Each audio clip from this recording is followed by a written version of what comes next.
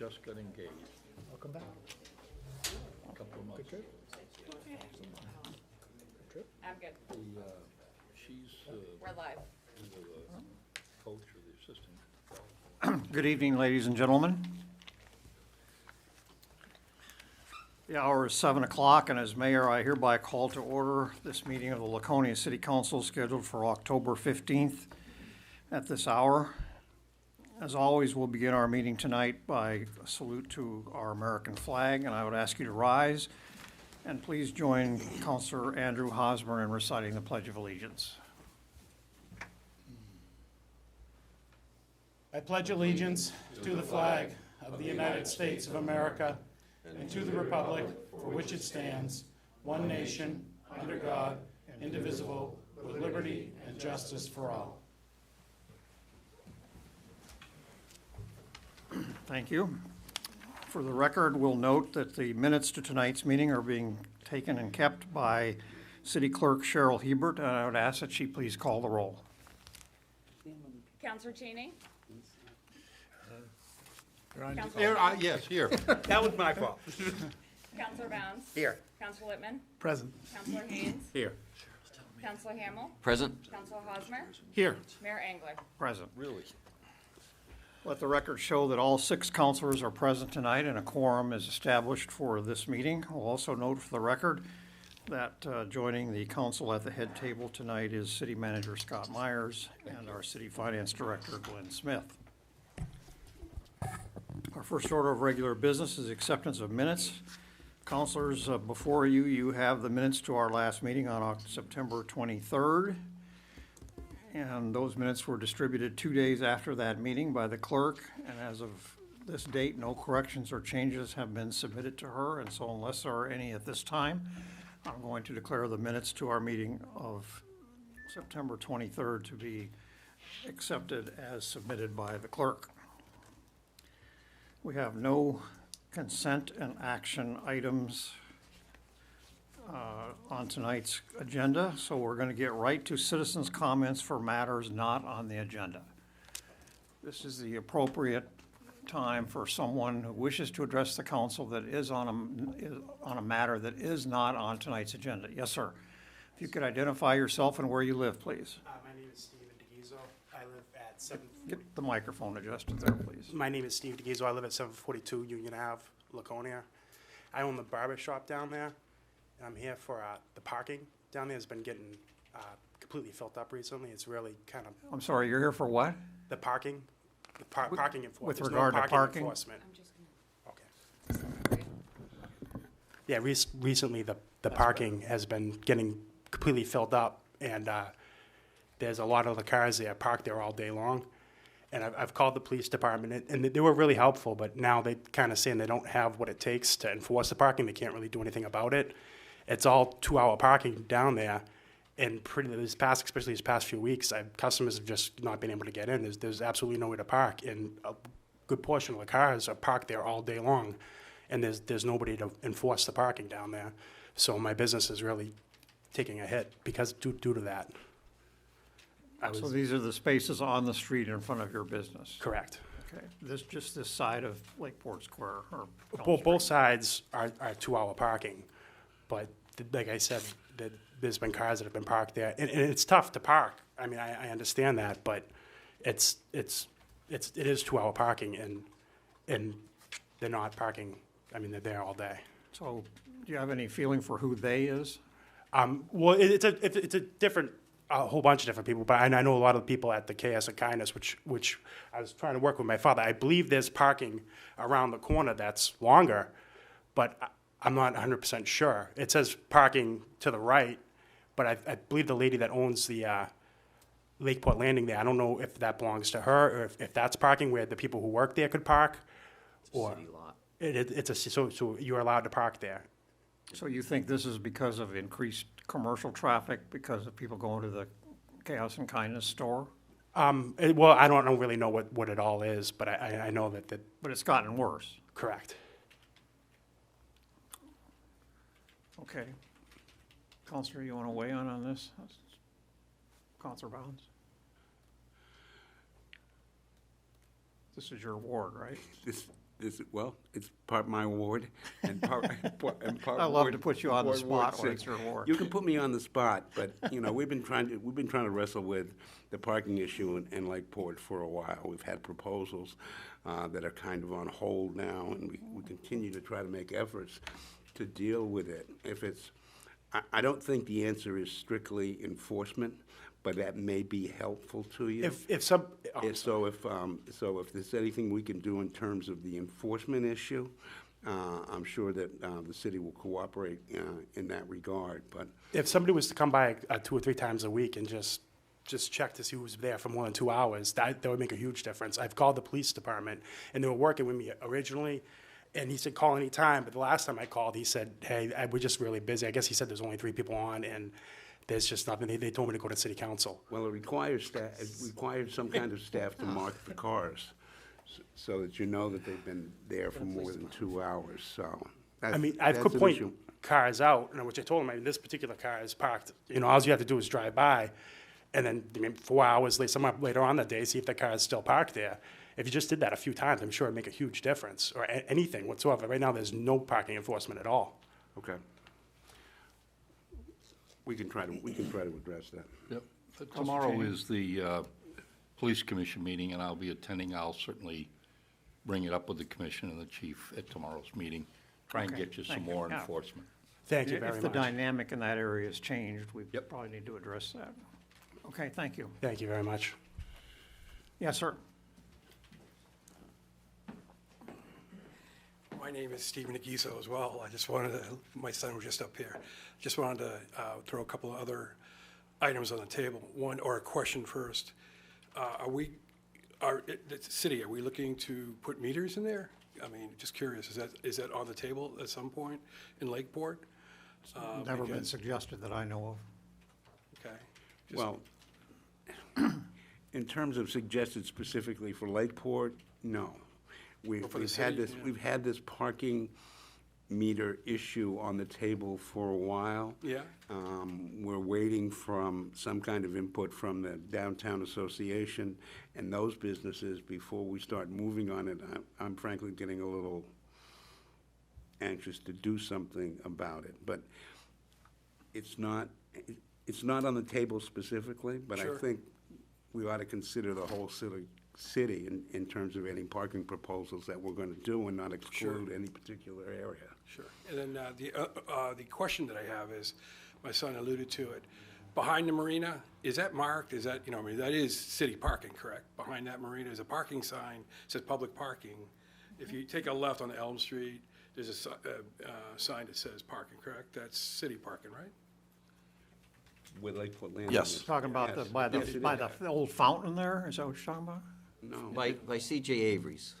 Yes, yes, Yeah, thank you. there's a That's parking city lot parking, there. behind the Yeah, fire I station. don't know if it's clearly marked. I think there's a confusion with the lady who owns the marina. The marina, if I remember right, owns a few parking spaces back there. It's about half and half, I think. isn't Yeah, it? it's about half and half. But Okay. towards the railroad station, the museum. Right.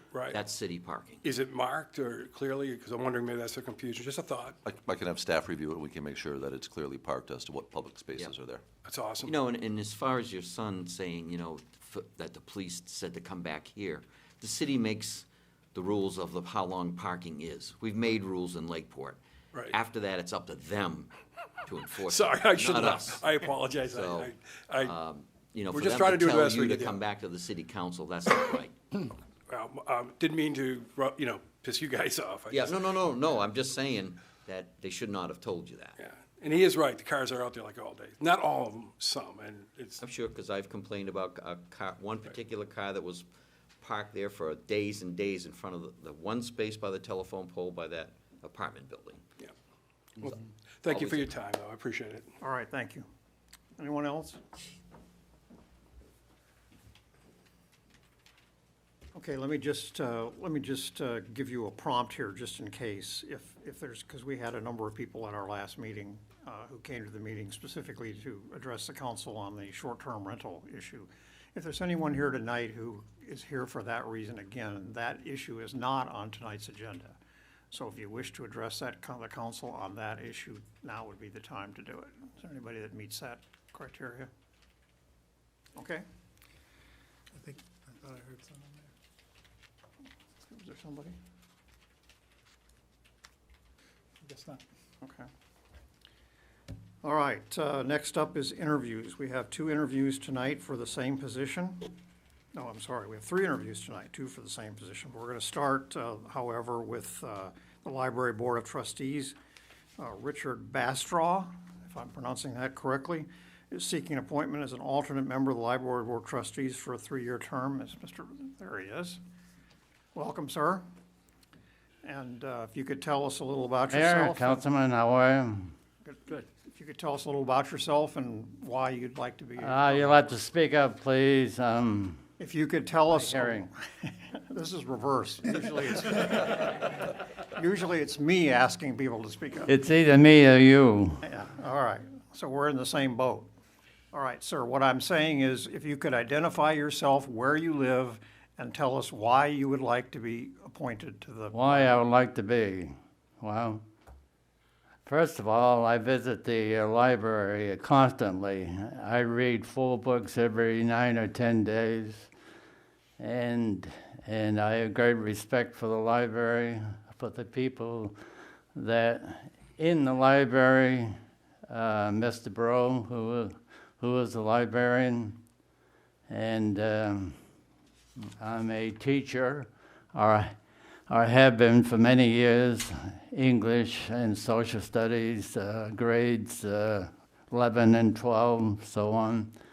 I was a former councilman from Ward 1, under the old mayor and council, and quite an experience. Well, welcome And I back. was there with the riots at the Weirs. Okay. 1965. Excuse me. 1965. I didn't hear what you said. 1965. The year 1965, the riots at the Weirs. Jeez. My God, I don't know. Okay, that's all right. Sorry about that. All right. What else can I say? I'll ask the counselors if they have any questions for you, okay? Anybody have any questions or comments? Nope, I don't think so. So for your benefit and for the benefit of the other 2 candidates that we're interviewing tonight, the policy of the council is to do interviews on the first meeting of a given month and Okay. do elections on the second meeting. All right, So we will take the matter of your appointment up for a vote at our next meeting. It is not necessary for you to be at that meeting, but you're welcome to come if you like, okay. okay? So we thank you for being here tonight. Just to remind everybody that I was born and brought up in Laconia, and I graduated from Laconia High School in '52, Norwich University, and I received a commission with the Army, and I later retired as a captain. So I do have the experience, I guess, everything. Thank you. Very good. Thanks for coming. Okay. That's it. Okay, next up, we have 1 vacancy on the Zoning Board of Adjustment, and we have 2 applicants for that position. Both of them are currently alternates on the Zoning Board of Adjustment. First up, Gail Ober. Ms. Ober, if you can tell us why you'd like to step up to being a Good evening. full-time regular member, please. Yeah, sure. You live, Mr. Mayor, board members, my name is Gail Ober. I live in Ward 5, and I currently serve as an alternate on the zoning board. This is my second time serving as a zoning board alternate. My first term ended about 2 years ago when scheduling conflict made it impossible for me to attend monthly meetings on a regular and consistent basis. As you know, the zoning board is a quasi-judicial board that hears and decides appeals of ruling made by zoning officials and also interprets and decides on efforts by city property owners to use their property in a way that conflicts with existing zoning regulations. The ZBA is not a policy-making board. That job, with the able assistance of the city's various land use boards and its professionals in the planning department, belongs to you. consideration has got to be given to everyone involved, and bearing in mind that in most cases, someone's going to walk away from the zoning board unhappy. As non-lawyers ourselves, we have to keep in mind that not all of our applicants can afford an attorney, and most of them shouldn't have to have one to appear in front of us. So being a member of the ZBA requires a time commitment. It includes visiting each property to get the best up-close and personal view that you can get. Time needed to review the relevant regulation that's being challenged, and an understanding of the needs and desires of the applicant and the neighborhood as measured against those expressed by the city through its rules and master plan. I'm mostly retired now, so I have that time. During my first term, I think I missed 2 meetings. One was because of surgery, one was because of travel. Both times I recall being able to provide notification to the planning staff, although I am aware that emergencies and sicknesses do happen. Since my recent appointment, I have been at all 3 meetings, 2 of which began with the board seating only 4 members, which is an issue that is still, the particular matter is still pending in front of the board because, as is the applicant's right, they have a right to be heard by a full board of 5 people. Are there any questions? Questions or comments from Ms. Ober? Good job presenting. So one question I would have, and you obviously alluded to it, is we know that in recent months anyway, the Zoning Board of Adjustment has had a real tough time producing 5 members to hear cases. That there have been a number of hearings that weren't able to be held because appellants have a right to have a full board to hear their case because they have to have 3 positive votes regardless of how many people are there to have an action in their favor. So this has been a significant issue, attendance on these. And so I guess you've answered my question in advance, that since you've been back on the board, there have been 3 meetings, at least 2 of which where there was an inadequate number of people present to hear cases, and you have been present at all of them. Is there anything that you should, that we should know that would possibly, in your future, that would possibly hinder you from being able to attend these meetings on a regular basis? Once again, with my inability to predict the future, I'm going to have to say no. Okay, thank you very much. We'll take this up at our next meeting then. Anyone else? I didn't see any hands. Okay, next up is another alternate, Michael Della Vecchia. Michael. Hi, folks. Mr. Della Vecchia, welcome back. It's the only time I get to see y'all is when I'm getting on the board.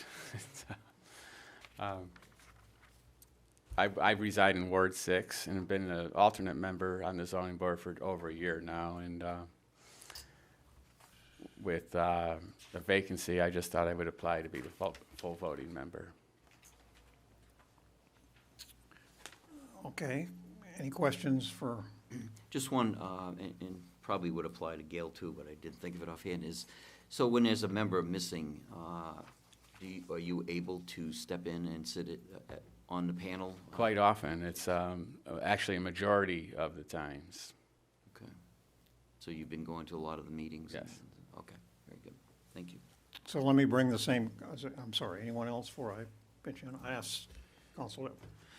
So a more general question in terms of, is there a specific individual on the board where we're having an attendance problem, or is it just across the board?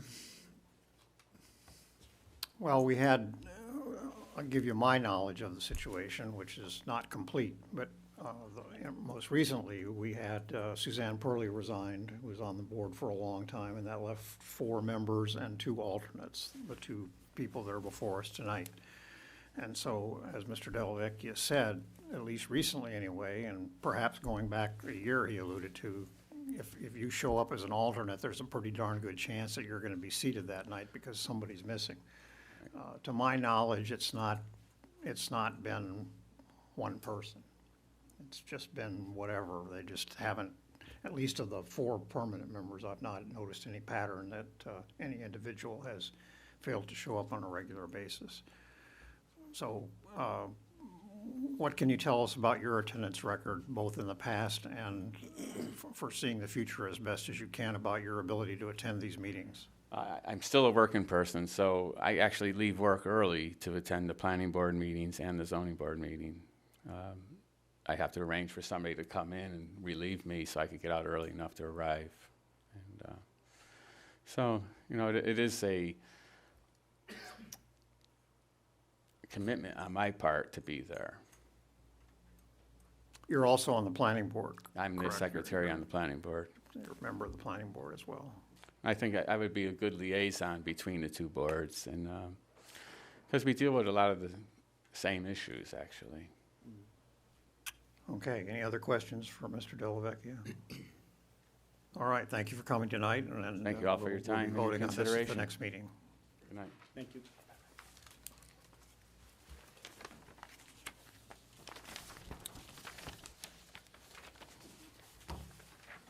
Okay, next up is nominations, appointments, and elections.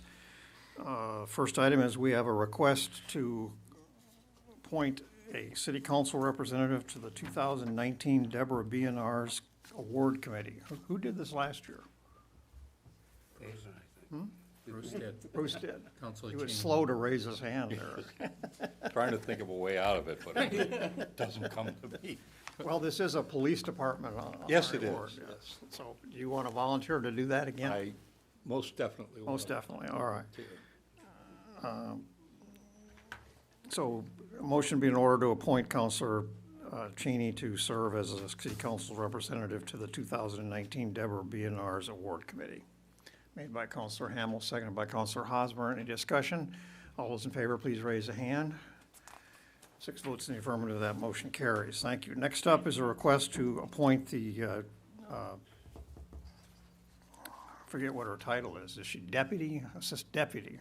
Director of Public Works, Crystal Larson, to represent the city as an alternate on the Winnipesaukee River Basin Program for a 3-year term expiring at the end of September 2022. Anybody care to make that?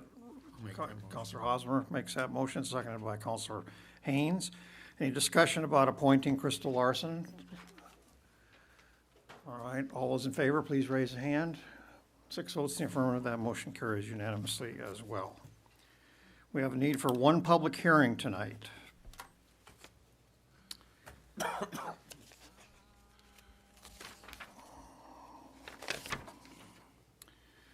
And that is a public hearing regarding the placing of a question on the November 5th, 2019 municipal election ballot that would authorize, if passed, the permitted operation of New Hampshire lottery sports betting within the city of Laconia. At the August 26th City Council meeting, the council voted to add to the ballot on November 5th a yes or no vote on the question of permitting the operation of New Hampshire lottery sports betting within the city of Laconia. State statute requires that a public hearing be held on this matter at least 15 days, but not more than 30 days before the date of the municipal election. That's what we're doing tonight. No council action, further council action is required. So this is a public hearing, but there is no council action that will result with the issue will be on the ballot one way or the other. So I'm going to open this public hearing at 7:23 p.m. and ask if there's anyone here tonight who wishes to address the council on the matter of choosing to allow sports betting within the city of Laconia under state law. Well, look who's getting up. I get all dressed up, you know. So I know, he's got a tie on, so it's Nice tie. Thank you very much. Representative St. Clair. Welcome. I hope I hope the city council does place this on the ballot and lets the citizens make up, It's already done. oh, so what's this public hearing about? This is just whether you think it's a good idea or I think it's a bad idea. wonderful idea. Wonderful idea. So, that being said, thank you very much. All right. Okay, anyone else? All right, I'm going to close the public hearing at 7:24 and repeat for the record that this will be on the ballot, that will be at all 5 polling stations on November 5th. Six polling stations. 6 all 6 polling stations on November 5th. Thank you. That would be 6 wards. Did I get that right? Okay, we have 2 presentations tonight. The first is Stephen Hamilton, our city assessor, is going to give us an update on assessed values. Welcome. Good evening, I Mr. guess Mayor. this is what you left on our, in front of us is, I have, so the suspense is broken if you've read ahead, but I'm going to go through the presentation and hopefully be able to explain some of the process that we've employed in valuing the property in the city this year, and have plenty of opportunity for you to ask questions. I think I've provided some useful information, but you may need a little help to understand some of the nuances of the terminology and some of the coding that gets used. But I'm very happy to be here. Mr. Mayor, members of the council, thank you so much. The goals here is simply to review the timeline on the completion of this valuation update, review the results of the valuation update with you, talk about the process that the public can use for researching individual assessments, how they can approach the assessing department for some informal information about their property, and also a little information about the abatement process if they don't feel that they get satisfaction here with the assessing department. And finally, review some of the performance statistics about how the assessing model that we use to value property is working within the city. It's typical for this kind of valuation activity to be completed a little bit earlier in the fall or later in the summer, I guess.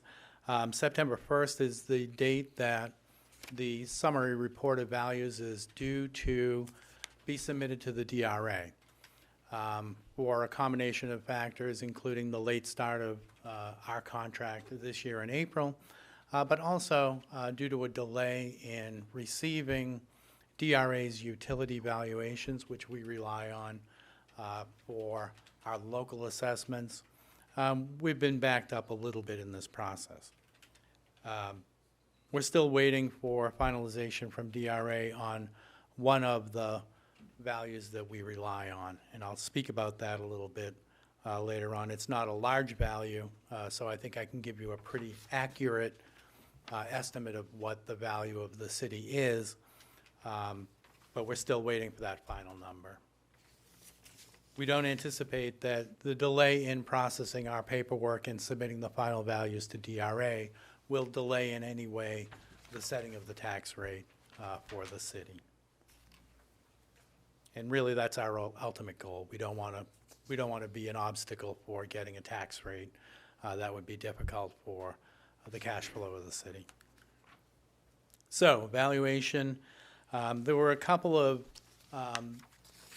valuation issues that we noticed this year in examining the sales of property and looking at the way that the value model had been specified. Many of those were about condominium developments and the location factors, the consistency of the location factors within those condominium complexes. A lot of them had to do with waterfront land value consistency and water access land value consistency, and some neighborhood value adjustment factors that needed to be tended to. In order to fully analyze the condominium property adjustments that needed to be made, one of our associates went through and analyzed every sale of every condominium and the condominium complex in which they were located over about a 3-year period, and has really done a very good job of understanding the way that those adjustments could best be arrayed to develop some accurate and dependable values. We've also looked carefully at the waterfront properties and the waterfront neighborhoods. And I had one of my staff assigned to analyze all of the waterfront property on Paugus Bay, all of the waterfront property on the Big Lake, and on Winnisquam as well. So we still have some issues that we want to be looking at in the future in terms of the consistency of the description of property, but we think that we've made some pretty good advancements.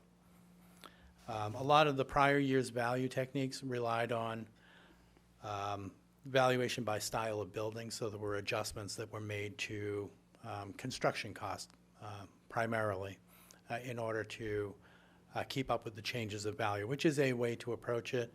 We thought that a fairer and more proportional way would be to focus on location and neighborhood, because that's in essence the way that the real estate market works, and we want to be able to build and maintain these valuation models in the same way that the real estate market works, replicating the market forces. So on the page, I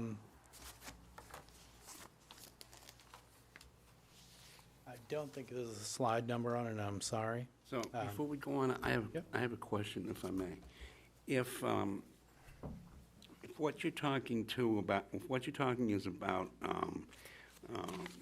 the location and the neighborhood of the home, and trying to pull that back into a more realistic valuation, are you relying on real estate sales for that determination, or are there other factors that you use in coming up with some kind of value for the property? It's a great question. So there are, on every improved property, there is typically a building, and then there is land. And building costs don't vary much from property to property. The value of those properties will vary by the condition of the property. So an amount of depreciation will accumulate against an older property that may not be there for a newer property. But location elements, the value of the land, those tend to vary by location and by neighborhood and not by property to property. So by observing the sales of property, that's the principal way that we understand the value of land.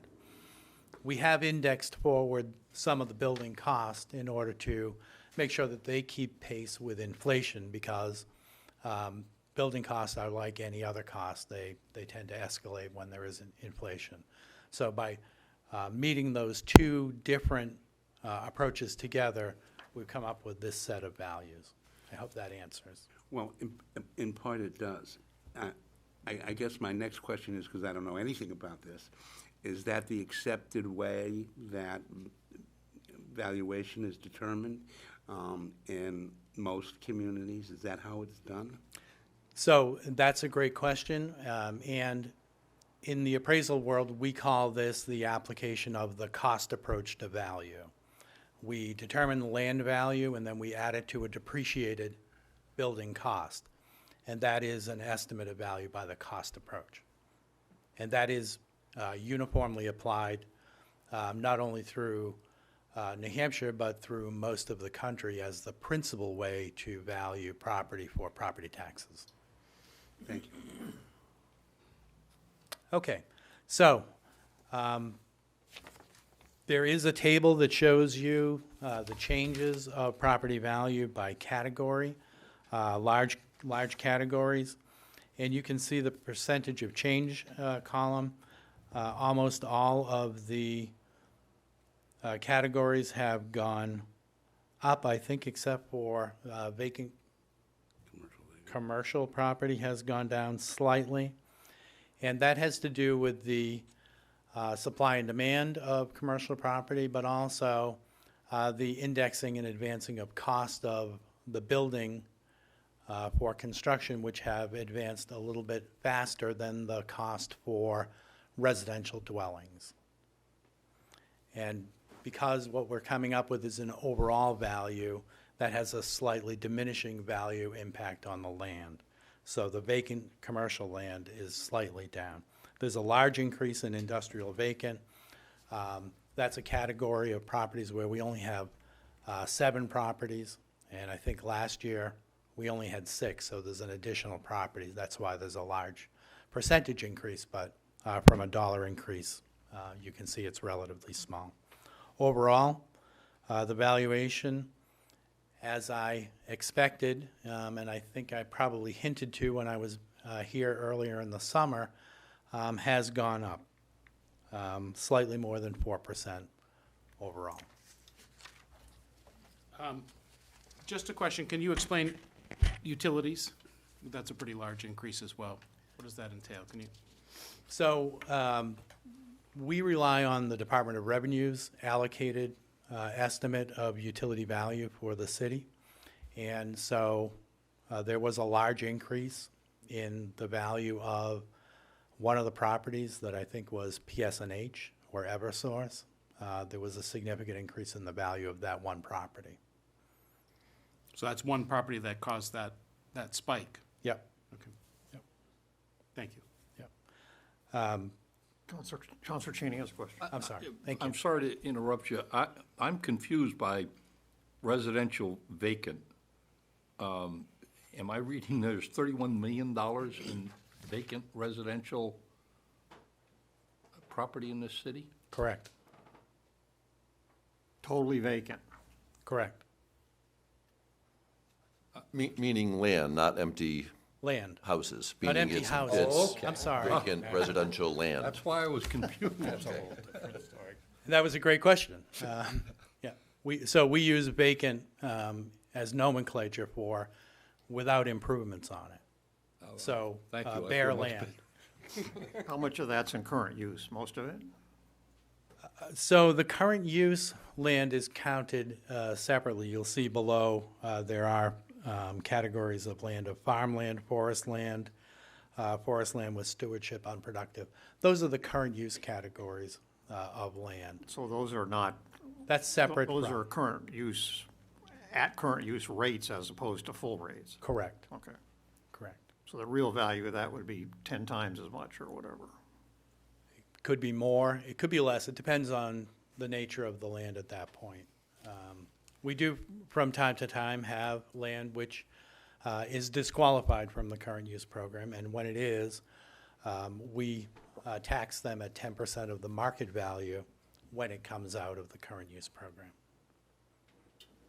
So there's an offset to the natural cost of the current use program in. So forgive me if you're gonna get to this and just ignore this, I'm paging through a little bit here. The $2.6 billion is really 2.29, almost $3 billion in terms of what our tax base is. Because you've got $347 million worth of exempt properties in that number. That's true. So if somebody asks what the tax base for the city is, it's really 2.3 rounded off. And there are some details on the next slide, which that goes into examining that. That isn't the value that the tax rate will be set on, because 0.6. there is an adjustment for the exempt property, which isn't taxed, obviously.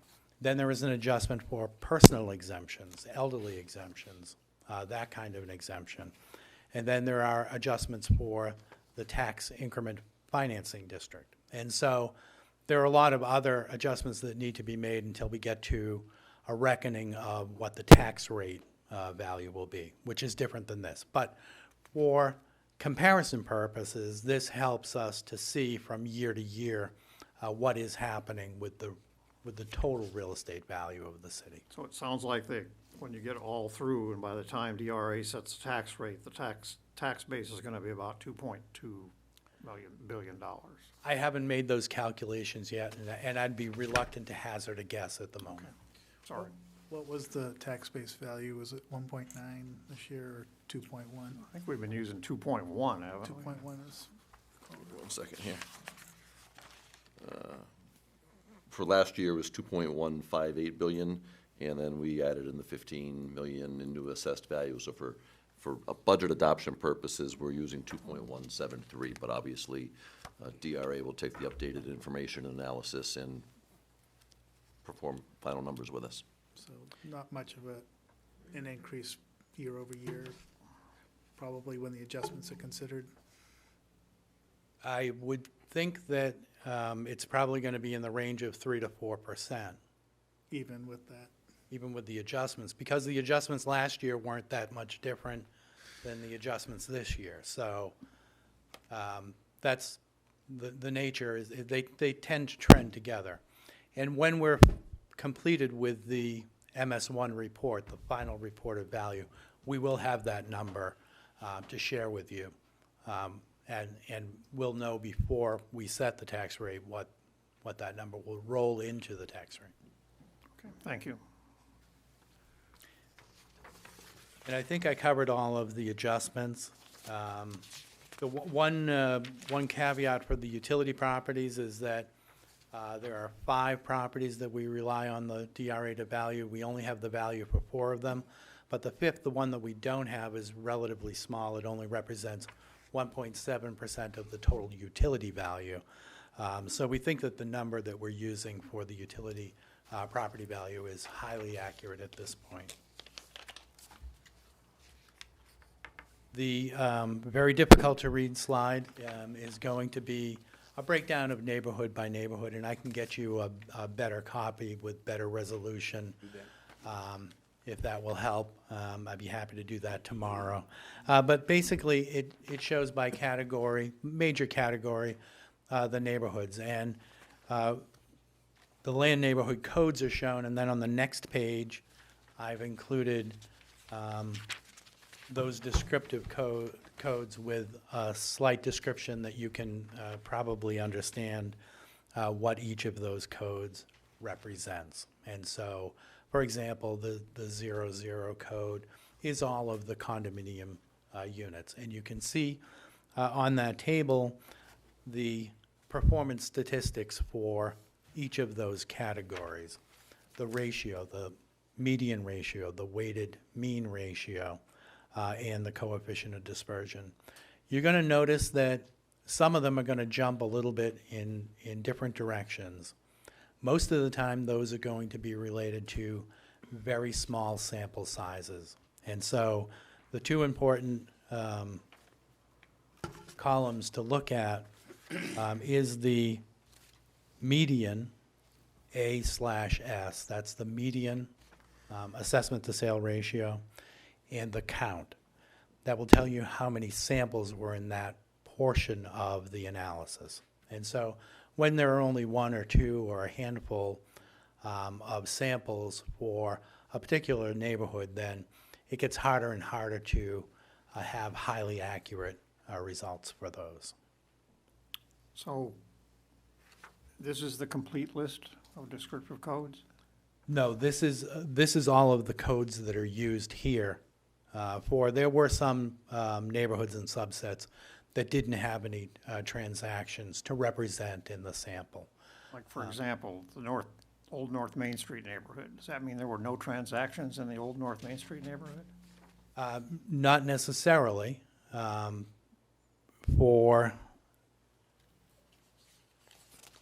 think the Old North Main Street is included in one of these categories here. Like what?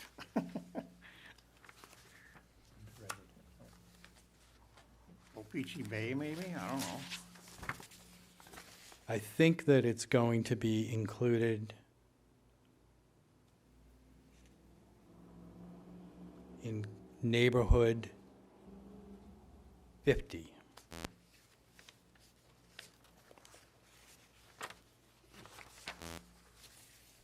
I can get you a complete list of the codes. Well, I'm just curious why these, I don't know what, there are a dozen are singled out here, and yet Right. many other neighborhoods in the city obviously exist than this. Well, Lakeport, for example, is not listed here. So Lakeport breaks down into several different types of these categories. Some of them are commercial, some of them are residential, and some of the neighborhoods are difficult because they're small. It's a small number of properties. So the properties that are right in Lakeport, right leading up to the dam, in the area that is a mix of a commercial on one side of the cove and residential on the other side of the cove. There's probably 3 or 4 different neighborhoods just in that small little section. Do you have some kind of a map that will, thank you. Do you have some kind of a map that will show us how those codes break down? I can get Right. you a map that shows the location of the coding, yes. Okay, I think that would be helpful if we've got questions about that. And all of this will be included in a report, a final report of the valuation. This is basically a preliminary report to let you know where we are. But there will be a document which includes all of the codes and a map that shows all of the locations of the neighborhoods. Okay, thank you. But so if you look at the count, for example, for neighborhood 50, there were 137 sales in that neighborhood. And that neighborhood itself is comprised of 2,900 properties. They may not all be geographically That's one neighborhood? one neighborhood description. So it has one common set of valuation factors that apply to it. Okay. So the goal is to try and identify So the you don't mean neighborhood. literally a neighborhood? Not literally from, a neighborhood like we remember when we were kids, from the end of the block down to the fire hydrant. But a neighborhood of similar attributes that the real estate market, values in a similar way. Okay. So the houses could be on opposite ends of town, but they're still considered for this purpose to be in the same neighborhood? Exactly. Exactly. So the next slide shows the general trend of the local assessed value. Because of this process of having an annual update of values, the city has been keeping pace with the growth of real estate values in the marketplace. And you can see the general increase trending from 2015 through the 2019 timeframe.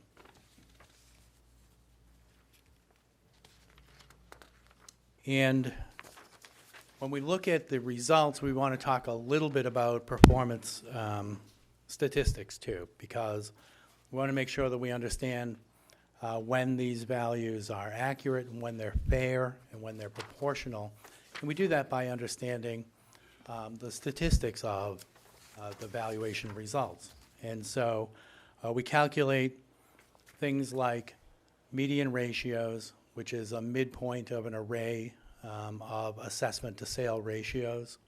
Those ratios are calculated by dividing the assessment by the selling price of properties.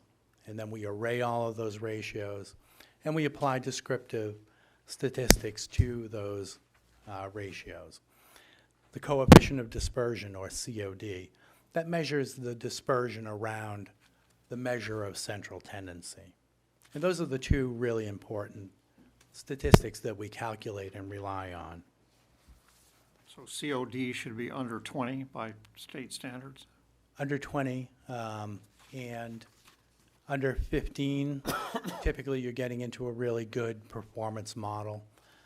It's challenging to keep the coefficient of dispersion low because in Laconia there's a wide array of property types. And we don't have to walk far from City Hall to see them all. And so having a single valuation model that values all of them in a very, very organized and predictable way is a challenge. In some communities, it's easier to have a very low COD because there's more, I'm going to say this wrong, homogeneity, I think is how you say it. They're more homogeneous. And so in a community where there's less variability of property type, then it's possible to have lower and lower variability of the results. Bedford would be easier than Laconia. Bedford, Londonderry, there are a lot of communities that present themselves as being a lot easier. Laconia has a lot of different challenges. And, you know, everything from a dry berth up to, you know, the stately lakefront mini mansion. So it's a big challenge, but I think we've met it pretty well. Not perfectly, because this process doesn't work perfectly. But if we look at the performance results, we can see that over the past 5 years, and including this year, we've been maintaining a median ratio in the 90 to 110% range, and that's the definition of market value as being between 90 and 110%. And we've been keeping the COD of less than that 15, which for the variability of property in Laconia is these values bring us to the right place generally. But A question from Yeah. Counselor Hosmer? Thank you. Where do you find you said we are keeping the valuation somewhere between 90 and 110%. I see the coefficient, but I don't see that number where you're getting that number from. I see the coefficient of dispersion here, and I maybe started to understand that, but you were talking about, the median ratio. right, So the median ratio is the level of assessment. So that in order to attain a market The value ratio estimate. between sales price and assessed value is 95%. Yeah. So the two measures are that level of assessment that tells you what percentage of market value you're at, and then the dispersion, the COD. okay. And so it's important to keep that level of assessment between 90 and 110%. And, you know, for 2015, it was 97.1%. And for this year, the preliminary calculation is at 95.5%. So the state says that DRA says you shouldn't be below 90 or over 110. And the difference between your actual two numbers is the coefficient of disbursement. And how do they come up with that number? How do they say 90 is too low and 110 is too high? That's a great question. So the state has, It's arbitrary, Counsel. well, it's better than that. It's political. So the state has an assessing standards board. And the assessing standards board adopts the performance standards for the assessment work that the cities and towns complete. And so the assessing standards board creates those standards. They've relied largely on the work of the International Association of Assessing Officers, the IAAO. And they're a group of professional assessors who, across the country and the world, look at issues of assessment performance and understand the statistics very well. So this is a board-made decision about what the correct is, based upon information that they receive from various sources, including the, whatever you call it. Yeah, so the Assessing Standards Board is a New Hampshire board that was created by the legislature, I think in 2001, in response to a court case that had determined that the then as applied property tax system was unconstitutional. And so the legislature set about to make sure that communities were reassessing property on a regular basis, but also to make sure that there was a process to identify the standards by which communities would have to adhere in order to do that work. It was the legislature's response to what was then the Sorrell decision. Thank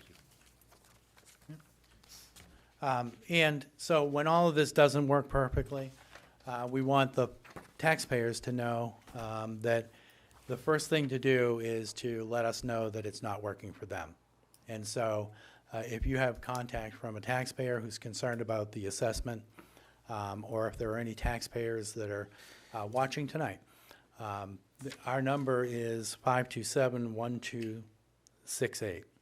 Please call. If you have any concerns, we're happy to talk with you. We can talk to you on the phone. You can come in and visit us. We're happy to meet with you.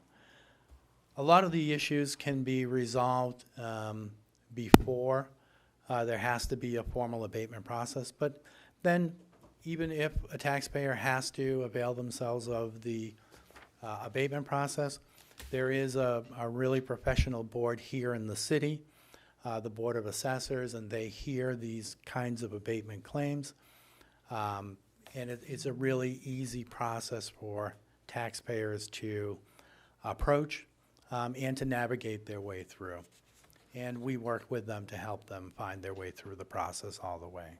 And so it is important, though, if you get a call or if there are taxpayers at home that are thinking, I'm going to read tomorrow about my value on the city's website and I'm going to file an abatement application. Well, it's too early to do that. So you have to wait until you get your final notice of tax, that's your tax bill. And then by March 2nd of next year, you need to file an abatement application with the city in that window. And, but if anybody has any questions, they can feel free to call the office. Any questions, Counselor Lippman? Could you comment? One of the more frequent comments we get as counselors stems around the trailing of the assessment to current real estate sales. Can you just speak for a moment what time frames, the sales that are in this report you just used sync up with? So there's a natural lag of our knowledge of the sales, and you know we're constantly a little bit behind. Can I be more specific? If I saw a sale tomorrow, If you saw a sale tomorrow, it's not going to be reflected in these values. when Hopefully, is it, what year would it be? next year. Next year. Which would It would help to inform next year's value. And the one thing that we don't do is look at a sale price and then just adjust its assessment to the sale price, because all that does is value the sale properties. It doesn't do anything to value all of the other unsold properties. And that's the trick of this, is to learn what we can from the sale properties and then apply it to all of the properties, including the sales. So if there is a sale tomorrow, then that will help us to inform our valuation decisions next year. And there may be sales that you'll hear about or learn about or see that might have occurred in the last couple of months that we haven't had the opportunity to examine and validate properly in order to keep them into the sale analysis part of this process. And so right now we're just finishing up doing the validation work for the April and May sales. The cutoff date is April 1st. That's the date of tax. But we're starting to catch up on it. I've started to do some preliminary analysis on the results, and it looks like it's very consistent with what we've come up with so far. So depending if it's around the April 1st date, you could almost have a 2-year lag before it gets into your analysis. So that can occasionally happen, but this whole system is predicated on examining hundreds of sales, Sure. not one sale. But we typically, as councils, will hear about a sale. You will. Yeah. That's my experience. But I think the concept here that's difficult for we lay people to understand is what you're saying, and this is where we get complaints forward to the city council on this, is there's a house that we have, I'll take an extreme example, I'm making one up. There's a house that's listed for $500,000. That's assessed for $500,000, and somebody reads in the paper that it just sold for $1 million. And what you're telling us is that even though somebody just paid $1 million for that house, when they get their tax bill next year, it won't be based on that $1 million sale. it could be 600,000 or 700,000 or 800,000, but you don't raise the value of that property because it was sold for $1 million. No, we can't selectively appraise a property just to its selling price. That, When you say we can't, explain why. because the process is to try and build proportionality for all of the properties. So proportionality is guaranteed in this whole process for everybody, whether they bought their property or not. And so simply taking and looking at that assessment and saying 500,000 should be $1 million for that one property ignores the fact that it probably has neighboring properties that have very similar attributes that wouldn't be advancing to their market value if we simply took the one sale property. Then there's another thing that happens. If we did that for the 500 sales or so that happen every year, then we'd have 500 sales at some level of assessment. And then next year, we'd have another 500 sales at another level of assessment. But why, again, forgive my lay question here, but from a procedure standpoint, and I understand you're not on an island on this, this is commonly accepted practice, but why can't you do both? Why Well, can't the what we- process say, what we okay, this do- house is now worth $1 million because somebody was willing to pay on an arm's length transaction $1 million for it, but it also affects the guy next door That's whose house is exactly still what at we- 500,000. So you're right on exactly what we do, is we take that information, the sales that occur, not just one of them, but all of them, and then we move the values, the assessed values, to replicate what the market is doing. Now, when we look at dispersion and we think about, okay, plus or minus 13%, that implies that some of the assessments are going to be 13% over market value and some are going to be 13% under market value. So there's a natural dispersion of these results for a couple of practical reasons. One is that this is a completely unregulated market. It's the real estate market. It's whatever somebody puts their property out there for sale and whatever a buyer decides is the right price to pay for it. And so we take those pieces of information together and make these movements of value. That's what we've done here, and that's what you would anticipate happening next year for that property. But I'll also say one other thing. Oftentimes when we hear about a property that's assessed for only a fraction of what it's sold for, the assessment that somebody might be looking at is only a partial assessment, because we can only assess on a property what was there on April 1st of every tax year. And so the best example is that big beautiful house that's being built, and they started it in February and they sell it in July for $1 million. Well, on April 1st, it probably wasn't complete. And so we probably had a partial year assessment on that property. That happens a lot. It happens a lot, with new construction, but it also happens a lot with renovations too. All right, any other questions or comments? Just thank you for your explanation. I appreciate it. No, it's a Thank you pleasure. very much on behalf of all of us. And thank you for your great questions. Manager wants to say something. So just to reiterate, we will have the old to-do values document on the city website tomorrow, so anybody can go in and look up their property. I want to emphasize what Steve said, that collectively, we're looking at about a 4% increase in values across the city. Different types of property will be higher and lower than that. That's the average. So again, based on everything he's explained, not everybody's going to be equal at 4%. The one thing to remember is with this 4% increase in value, in all probability, I don't want to say 100%, but in all probability, through the tax rate setting process, our tax rate is going to be going down from what you, the council, adopted back in July, because now we have this extra value coming into the equation. So if somebody thinks just because their property went up 4%, that means their tax bill is going up 4%, that's not an accurate reflection, because the calculation and the answer to what the tax rate's going to be is going to change by added value that could only be captured now. We didn't know that information in July. No community does. So the DRA dates are all set for state law. It's not that. Laconia is just picking an April 1st cutoff point. All communities in the state are on that level playing field. So we work with the best information that we have available, and as we get the updates through the process that Steve just presented, those will be factored into the tax rate. So we want people to look at their number. You know, if they have questions, please let us know. We're happy to have the conversation now, but don't just do the straight correlation of, therefore, my taxes are going up X percent because my value went up X percent. Thank you. Thank you, sir. Thank you.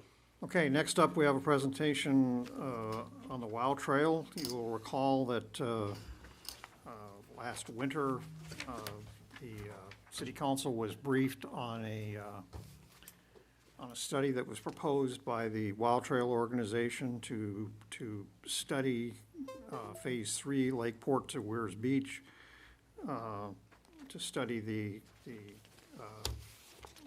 wisdom of building the trail in that area with the existing railroad tracks or theoretically without the railroad tracks. And that study has been completed now. And with us tonight is the president of the WOW Trail organization, Alan Beadle. Mr. Beadle, you're up, sir. Well, he's got to get his, there you go. You're live.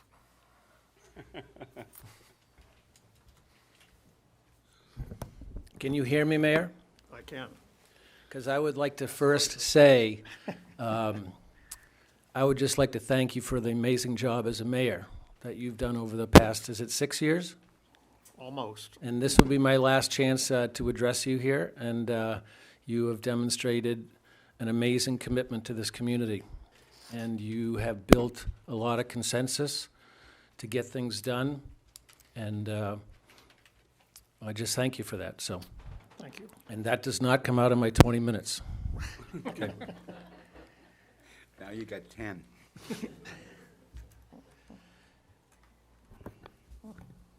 I'm here to present the findings of the right-of-way study for the proposed regional rail trail from Franklin to Weirs Beach. Over 40 people were included in the process of this study. The Bureau of Rail, the tourist trains, the freight train company, other tourist trains, Southdown, Long Bay, business leaders from Meredith, from Weirs Beach, and others. I'm going to review the lead-up to this study. I'm going to highlight the conclusions and review the obstacles, and then answer any questions you may have. Now, I'm going to give you our perspective of this information. And if Ben Clark from the P&L Railroad was to stand here, or someone from Southdown was to stand here, you might get a very narrower perspective. But our perspective is based on what we think's best for the city of Laconia.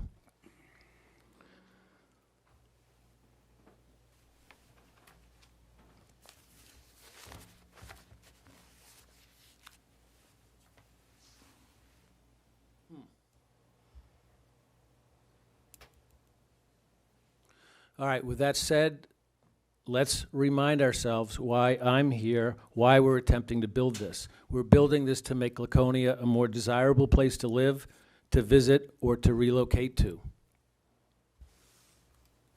The WOW Trail is one section of this regional effort, which is a 20-mile proposed rail trail from Franklin to Weirs. This state-owned right-of-way passes through amazingly beautiful property and valuable real estate that is severely underutilized. Almost half of this proposed right-of-way is along rivers and lakes. What makes a rail trail extremely popular is a combination of distance, beauty, interesting towns, villages along the way, and the amenities that they offer. We have a complete package here to have an incredible rail trail. You think of Cape Cod Rail Trail, Burlington Rail Trail. The project represents, for our community, a huge opportunity for our community. Bringing economic benefits, improved quality of life and transportation options, health and safety benefits, and more. Our investment of time, of money, maybe political capital, will pay dividends to the community for generations to come. So we have 3 sections already built, totaling 8.5 miles thereabouts, leaving approximately 10 miles that still needs to be built. These next 10 miles present the most difficult part of the project. If we continue to build alongside, we know it's very expensive. These costs shown here represent our original estimates. They're actually a bit lower than what the study estimated. But this is not the biggest challenge here. As of now, we do not have the easements to safely get trail users to Weirs Beach. Pinch points, sections where we cannot build the trail within the right-of-way, would require diverting trail users to on-road sections of narrow, busy streets. For these reasons, the WOW Trail Committee is not considering a rail with trail proposal at this time.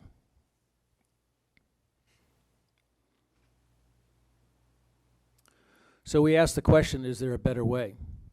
And with the council's leadership, a study was commissioned that the mayor was just referred to compare the pros and cons of building alongside or in place of the railroad tracks.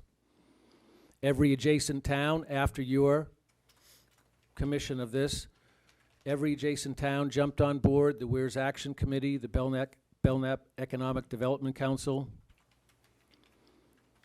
all jumped on board to support this study. We chose one of the best companies in the country, Alta Planning and Design, a nationally recognized leader in the bike ped business, currently under contract with New Hampshire DOT for their statewide plan. So you need to look at the basics here. We're comparing building alongside, and this is what it looks like. In our case, the right-of-way is about 66 feet wide, and per DOT requirements, the trail alignment must be located on the outside edge of the state property, on the property line of the neighbors, with a fence separating the trail from the rail. Heading north to Weirs Beach, the trail would be aligned on the inside of the corridor opposite the water.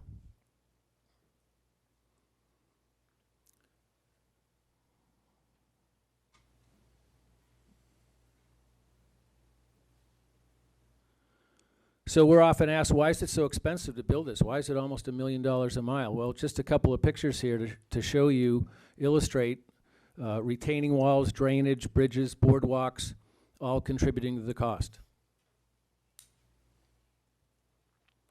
As we look to extend the trail north to Weirs Beach, here's a typical section along the west side of Paugus.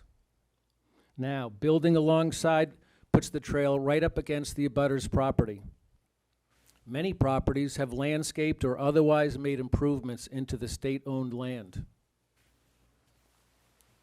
And building alongside requires a fence in between.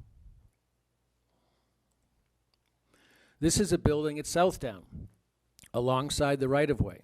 It gives a clear example of the potential issues that would need to be dealt with if we were to build alongside the tracks.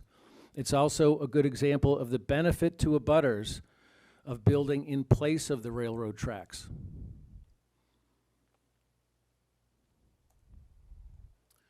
Here's an example of what we call a pinch point. At Channel Lane, there's no room to build alongside the tracks. Without an easement for an alternative, we'd need to bring trail users up this lane, which is narrow, busy. I just happened to catch this boat being moved from one side to the other.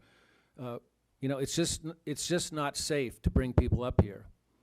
But this picture is also another great example of how building in place of the railroad tracks would make for a safe and spectacular entrance to the Weirs Beach platform, bringing thousands of trail users safely underneath Route 3 to the boardwalk, to the tourist train, and all the other Weirs Beach amenities. Building in place of the tracks or rail to trail, the other option, almost always happens on an abandoned rail corridor. This is not the case here. This is not an abandoned rail corridor. This may be considered underutilized, but it is not abandoned, and there are some laws that will protect the status of this corridor. Here's 2 local examples of a rail trail. The Winnie River Trail on your left, and the Northern Rail Trail on your right, both abandoned railroad corridors purchased by the state and transformed to recreational use. When converting a rail corridor to trail, most all of the infrastructure is already done. You're further away from abutting properties. There's no fence required. It allows for a longer snowmobile season as less snow is required. Recreational use preserves the corridor for future use of rail or other transportation alternatives, if it's ever deemed to be of better or higher use. This would be the case if we were to remove the tracks from Tilton to Weirs Beach. The state would always have the right to reinstall that rail in the future. The comparison of the alternatives is pretty straightforward. Rail to trail is less expensive. It requires no easements. The project could move ahead with the necessary state and local approvals, and it has significantly less impact to abutters. And most importantly, there's no on-road sections, resulting in a much safer, more scenic experience, resulting in greater use and greater overall benefit. All this translate, and I'll be handing out this report to you after this presentation, in an estimated 30-to-1 benefit to cost ratio. That's 32 times the benefit of each dollar invested in this project, 4 times greater than a rail with trail alternative.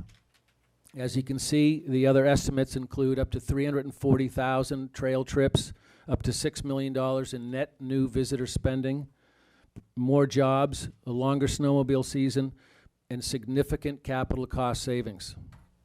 Now, this is a pretty impressive investment for our community. Seems like a no-brainer.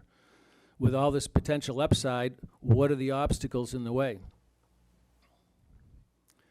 Well, before considering removing a section of track, we need to look at the existing train operations. What about the future of rail? What about state revenues? We can't have those go down. And perhaps the biggest challenge, a reluctance to change. So let's just take a quick look at those. Here's the freight company, NES Railroad. I believe the owner of this railroad stood in front of you about a year ago about this very topic. This is their freight yard. This is their one piece of equipment. This is their total annual revenues as reported by New Hampshire DOT. Can you see those? Yes. So they make 8 deliveries or thereabouts a year to 3M in Tilton, and they occasionally would take a car up to Plymouth, Lincoln, for the Plymouth and Lincoln Railroad. They may take one up, they may take one down. There's their business. But because of these deliveries, the line is considered an active freight line. And because of that, the Federal Surface Transportation Board may get involved even if the state were to allow us to remove a section of track. The answer is out on that. Now, before we talk about the tourist train, I just want to point out that the next 8 miles of track after 3M in the Silver Lake area is spectacular land. Most of us don't get to see this land because you would be trespassing if you were to go out there. This is the trestle in Lockmere that I used to jump off as a kid. Now, I think I'm indemnified because of the length of time. This was over 50 years ago. But this is still the #1 use of this trestle, is for kids playing and illegally jumping off this bridge. This would be a place where the trail could not get around, so it would have to be diverted to the streets and back up into the right-of-way. But if we were to be able to build across this, what a spectacular sight for trail users. So we'll fast forward up the 6 or 7 miles to downtown Laconia, unused track. To the best of my knowledge, it's been 2 years since a train came down to Laconia, and I believe that was for the anniversary of the train station. And I believe the train had to be paid $5,500 in order to come down. And then here's the end of this barely used section of track at the drawbridge in Lakeport. Now, I was told by the local business owner that this drawbridge wasn't lowered all summer long.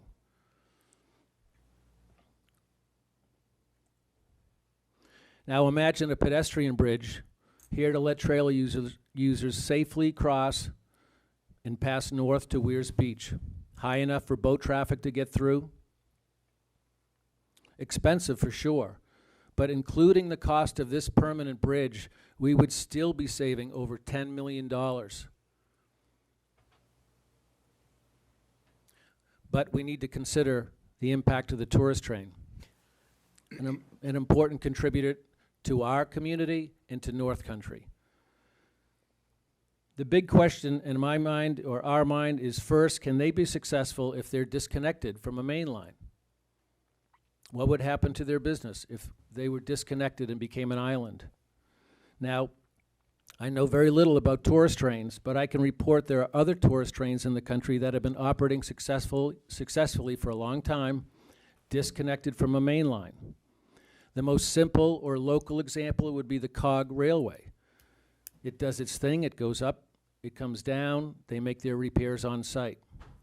It's not connected to the main line. But could they be successful if they only ran from Weirs Beach to Meredith and further north? Because we would be taking up that section up to Weirs. So that would take almost half of their current schedule.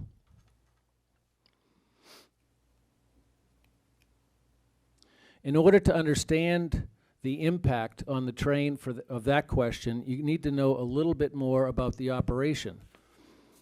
The tourist train operates with 2 train stations and a turnaround spot. Meredith and Weirs Beach have stations. They have parking, they have services, they sell tickets there. In Lakeport, there's no parking, no services, no ticket sales. You can't get off the train there. It takes about 10 minutes to switch the engine around and bring it back to Weirs. Tickets cost $19 for ticket. $2 more, you get an extra hour. Now, the tourist train is a great, even historic amusement ride. It is not transportation. It is not bringing people down to Lakeport to shop or otherwise, or to Laconia or otherwise. If you look at online reviews, you'll find many customers state that 1 hour train ride is plenty, and a 2 hour is long, certainly too long for the kids. The Lincoln ride, which accounts for almost half of their business, is 1 hour and 20 minutes. What do they think about this proposal? They'll tell you that it will put them out of business. So they're opposed to this? Absolutely, yes. Yeah. Yep, we've met with them. Now, the study reports that train passenger counts, as reported by New Hampshire DOT, have declined over 30% over the last 4 years. Their passenger counts have declined 30% over the last 4 years. The study also reports that a completed rail trail to Weirs Beach would generate 6,000 to 8,000 additional train trips for the tourist train, more than a 20% increase in their ridership. And what might be the impact on the other businesses in the Weirs? So they're going to tell you that we're going to put them out of business, but Well, I'm not sure you have to convince us. I think you have to convince them. there's a lot of people that need convincing here, so we're just going to start here with this council, and if this council's interested in moving forward, then we move forward.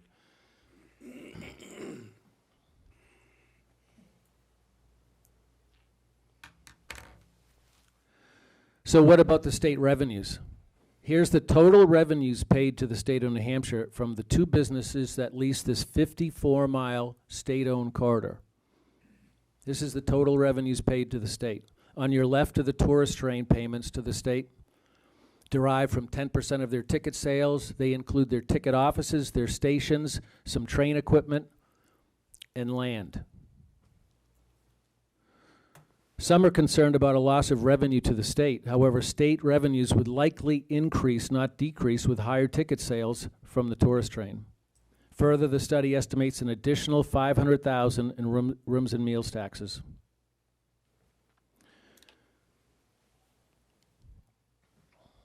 It's interesting to note that New Hampshire recently authorized a $5 million purchase of a 9.6-mile section of track in Portsmouth, and after they buy it for $5 million, they will then pay to upgrade it to a rail trail for a 9.6-mile section. Clearly, in our mind, there's an opportunity for our community, as well as the state, to do much better with this right-of-way.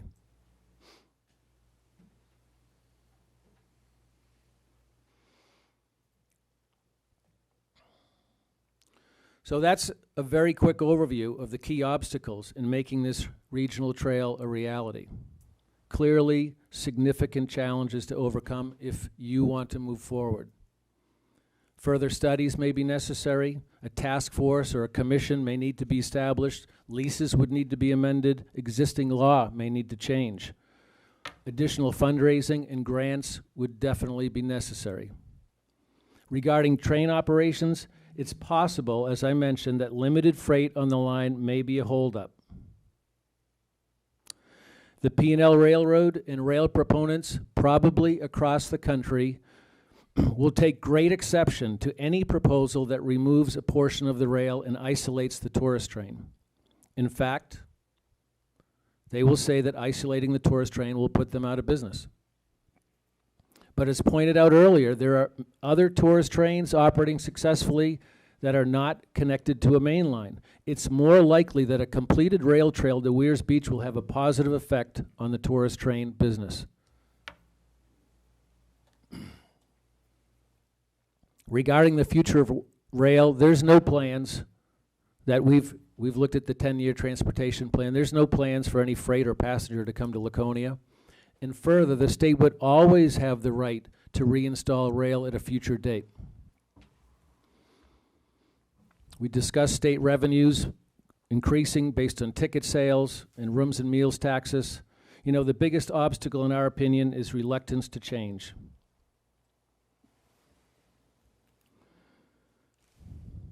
There'll be significant opposition to removal of the section of railroad track, with many roadblocks created here. But what about the future of Laconia? Shouldn't the economic and quality of life benefits be considered for Laconia? The director of the Bureau of Rail of New Hampshire DOT says no, they shouldn't be considered.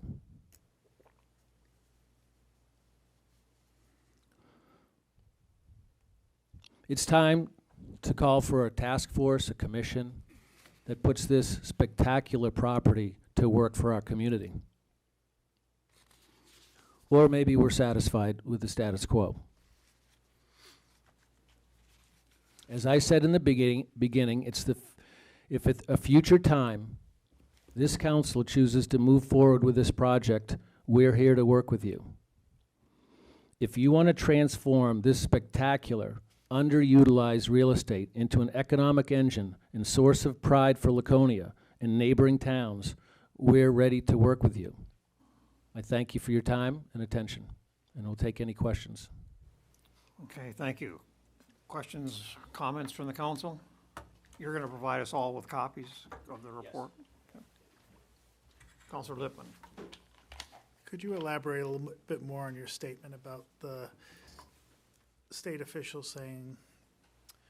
Well, after this council passed a resolution to do this study, Patrick Hurley, he sent the mayor, Patrick Hurley is the director of the Aeronautics and Rail up at the state, and he said it doesn't matter, I have a letter here, but actually he said it doesn't matter whether it makes an economic impact.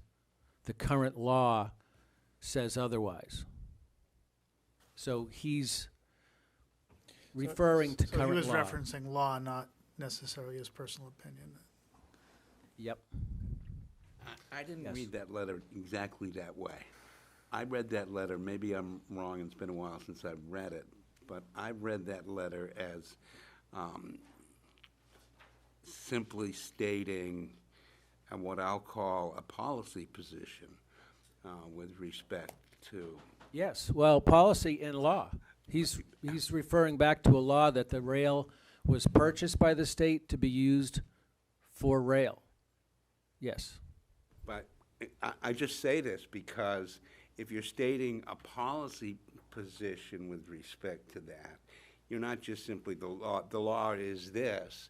It can be changed. We can look at different statutes and amending different statutes. But if you're taking a state board like this and they're stating a policy position, then you've got a lot of work to do to change the policy. It's not just amend the statute, let us do this. If there are state agencies entrenched in, you're not taking up the rail in my backyard, that's a much different issue than we're willing to consider all proposals, there's ways to do this, that's a much different issue.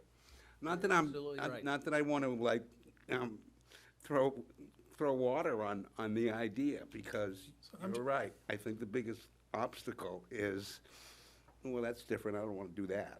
Yep. No, I agree with your statement, and we can accept that and say, well, the Bureau of Rail is gonna trump us, and let's continue to take what we have for this rail corridor, or we can try to fight that. Councilor Lippman? I truly would like to understand technically what the barrier is whether it's truly we need to get a change in statute in order for the department to take a different policy position, or is it in fact just a policy position? And I think that's, I'm not expecting you to answer that right now, but I think that's an important distinction in terms of who has to be involved to effectuate a change. Well, if I could weigh in on that, and full disclosure here, I'm a member of the WOW Trail Board. Very simply, the right-of-way belongs to the state of New Hampshire. It belongs to us, it belongs to the people of New Hampshire. Okay, that's fact one. It's administered by the Department of Transportation, more specifically the Bureau of Rails within the Department of Transportation. And as Alan stated, our understanding is that the current law of the state of New Hampshire says that there can be auxiliary uses, such as a trail, in the right-of-way, but the primary use in the right-of-way has to be rail-related. So that's what the current law says. So I thought, Not abandoned, right? So they're saying, even if we wanted to lease this to you, so the other fact of the matter is that the two railroads we're talking about, the commercial railroad and the freight railroad and the tourist railroad, both lease from the state 10 years at a time, the primary right to use the railway for their purposes, okay? And this has been going on for decades. So, and their leases, or at least the tourist train lease, runs out next year or the year after, 21, I think. 2022, their current lease runs out. So the conversations that we have had with the Department of Transportation are that even if we wanted to lease this to you, which we don't, state law would prohibit us from doing that. so I guess I want to then understand an earlier comment that you made about state in Portsmouth area, you said, something to that effect? That was an Doing just abandoned- so that was abandoned or was bought out to be abandoned? That was abandoned by either Pan Am or another rail operator. They abandoned the line, no longer economically feasible to run, and the state came in and bought it for almost $10 million. And is turning it over to? Is turning it into a recreation trail. Understood. Turning it over to, So I guess what I'm trying to say here is how do you parse out that example versus this example from a legal standpoint? Well, an abandoned corridor is much different than, We would have to, change the law. yeah, there'd have to be legislation to change the law. So that's a legislative initiative, not a. Correct. It's not a, it's a, City initiative. it's not a city, it's a city initiative to maybe affect legislation. It's probably not gonna be accomplished just by one city doing it. It's gonna be Absolutely. a Absolutely. region getting involved in, Yes. and trying to affect. And I think we feel, as he said earlier, that we need unanimity, starting with Laconia, from all the cities affected by this, in terms of asking the state legislature to change the law. If, Councilor Cheney? No, go ahead. If this council felt strongly enough, knowing the obstacles here, to move ahead, I would go down the line as I did for this study with Belmont, with Tilton, with Franklin, with businesses, with civic groups, and gain a certain amount of support before we would consider. We would have to have all those communities in before we would consider a legislative effort. Wouldn't you have to go north too? Sorry? Wouldn't you have to go north too? Well, we're only proposing to go up to Weirs Beach, so, I mean, Meredith, I left Meredith out. They also funded this study as well, and they're Okay. interested in this as well. I'm a little concerned because it sounds like we're talking about all or nothing, and I don't think that I understood that. I mean, I understand it's more expensive, but there are alternatives to tearing up the tracks and putting a trail in. And so I hope we look at both of those alternatives. Because I did go to the DOT hearing or whatever it was a year and a half ago or 2 years ago, and they were very firm in telling me they had no intention of giving up the line. They also made some reference to what they anticipate will be a growth in freight use along that line. Whether that's true or not, I haven't a clue. Yeah, they were counting on Northern Pass for that. That may have been. But in any case, I recognize that the bridge in the Weirs is an issue, and the drawbridges are issues, but for a good portion of this, we could put the trail beside the tracks, still. There's a significant portion you could put it aside, but if you can't get to Weirs, it's not worth the investment to try to head up that way. Unless at some future date, we get the easements needed to get users safely across Route 3 to the Weirs. Fair enough. I just want to make that point, that it's not an all or nothing.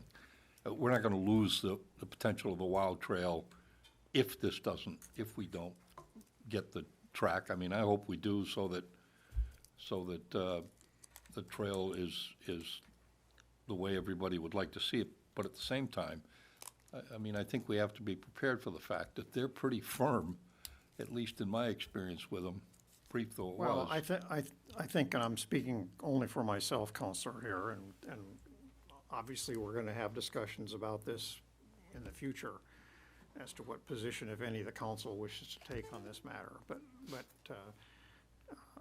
I think my position from looking at all the data and sitting in all the discussions I have over the last few years on this, that the odds of this project ever being completed without picking up the tracks are slim at best. And your grandchildren and my grandchildren might be old enough to, might live long enough to see it happen, but I just don't think, with the cost involved, you saw the numbers are in the study, how much it would cost to do it, it's prohibitive. I mean, it would just almost certainly never happen. I hate to be discouraging about it, but I think that's the cold, hard fact. You know, and it's not, and I'll repeat also here something too, and that is that I always stress is that the goal of this, again, speaking for myself, isn't and never has been to find a way to create a path that goes from Franklin to Weirs Beach. That's not the goal. In other words, it's not about transportation or something or other. It's about the aesthetics of the ride and walk and whatnot, and creating not a trail as a means of transportation, but the trail from an attraction standpoint, not only from people who live here, but from people who would visit us as well for that opportunity. As Alan used the word spectacular several times, and I think that's the proper word. This would be an attraction unrivaled in our state for sure, in terms of people who wanted a hiking or biking experience, just in terms of the aesthetics of the lakes and the lakeside path, as opposed to wandering off in the woods somewhere just to get somewhere.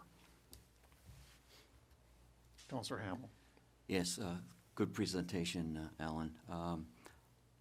I, for one, would be willing to go down that path and to see where this would take us. For several years, the Hobo Railroad has never ventured into Laconia.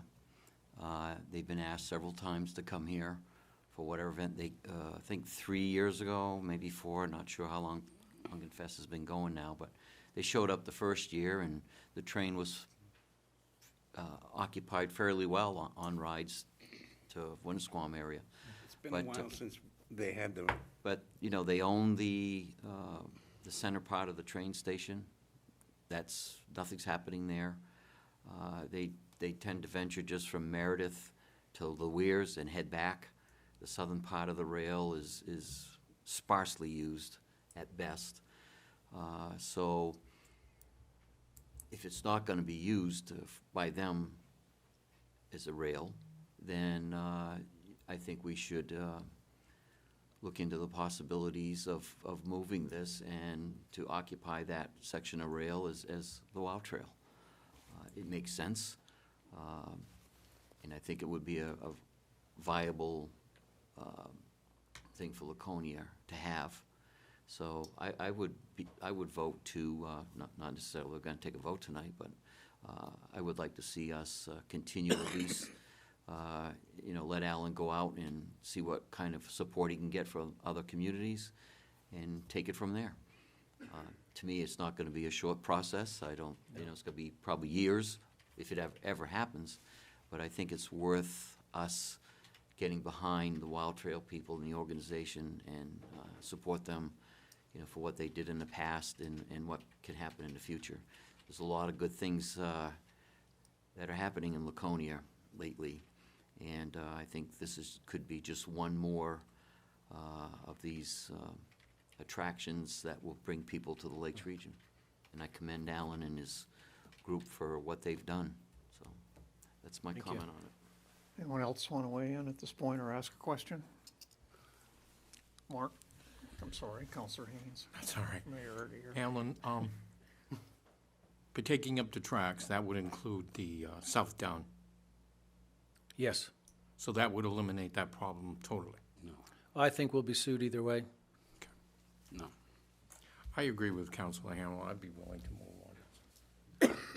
I think it's much easier for Southdown and all the abutters if we're in the middle of the right-of-way and not up against their property lines. And no fence. Yep.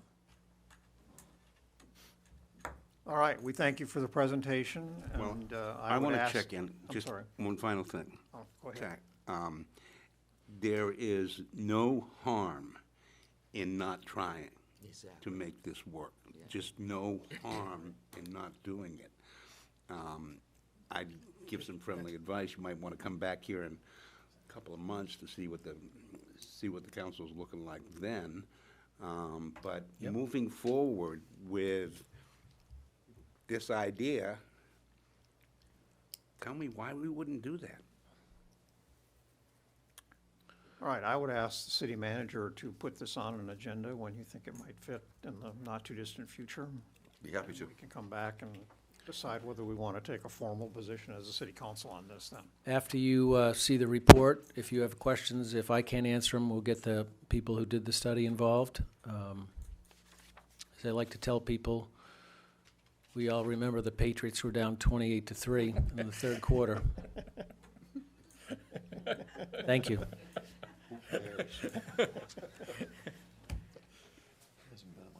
No. All right, thank you. Thank you for those presentations. Next up is the mayor's report. I have a few items here I want to touch on. One, that probably goes without saying, but I want to remind everyone that the New Hampshire Pumpkin Festival, which our city hosts, will be this weekend, starting with the Runaway Pumpkin Run to benefit the WOW Trail, actually at 9 a.m. on Saturday. But actually, the Pumpkin Festival starts on Friday night, 4 to 8 p.m., and then again on Saturday from noon to 8.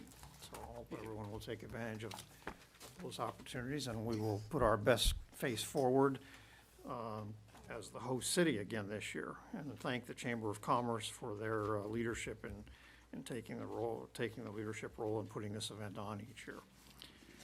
Second thing is I want to update you on the Colonial Theater restoration process. We haven't talked about this or reported on this for a few weeks or a few months, actually. And I think the last time I mentioned it was probably in early August. And one of the things I noted at that point in time is we were going to rebid the project starting on the 1st of September. And we were pretty confident at that point in time that the new bids were not going to present a financial obstacle to us that could not be overcome. And so I can report to you tonight that those bids are in and have been analyzed, and a gross maximum price contract has been offered to the Belknap Economic Development Council as a developer of this project by the contractor, Bonnet Page and Stone. And that project that gross maximum price based on those bids came right on the money at $10.2 million, which was exactly the budget for the project, construction budget, not counting soft costs and whatnot for the project. So the president of BEDC has been authorized by their board to sign that contract with Bonnet Page and Stone. And we still have some paperwork to do in terms of finalizing the rent agreement between the city and BEDC and the loan that we're making them for the $8.1 million. That document still hasn't been finalized yet. The condominium document, the building is going to be turned into a condominium, and the condominium documents have not been formalized yet. The target date for having all that paperwork done is the end of this week. Realistically, it will probably be sometime the following week before all the documents are approved and signed by everybody that needs to be. But the really good news is that starting no later certainly than the 1st of November, all of us are going to start seeing scaffolding and construction work and whatnot taking place. After all these years of talking about this, there's actually going to be construction work in the theater by the time we get to the 1st of the month. So that, from my perspective, is extremely good news, and we're already getting the sense that things are beginning to happen downtown in response to this. Good things, reinvestments, new investments, and whatnot, and people taking a look at downtown Laconia that have not done so in a long time. So I really believe at this point in time, there's every indication this is going to be exactly the catalyst that we thought it was going to be for revitalization of our downtown. So I'm happy to pass that news on to you, and we'll keep you updated on that. I need to make a quick appointment tonight that does not need council approval. The Mayor's Committee on Human Relations. I'm adding one member to that committee, and her name is Margaret Donnelly, and she lives on Holman Street. So if you would note that for the record, that I'm appointing Mrs. Donnelly to the Human Relations Committee, and then that committee will need to be reappointed next year by the new mayor in January. Lastly, I wanted to mention a zoning issue that's related to the short-term rental issue. After our last meeting, it occurred to me that one of the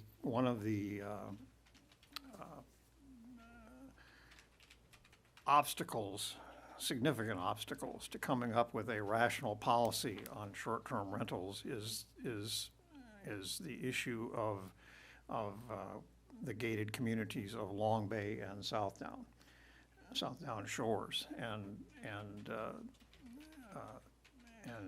so I had a germ of an idea, and I ran it by the planning director, and I ran it by the city manager, and I ran it by Councilor Cheney, because it's in his ward.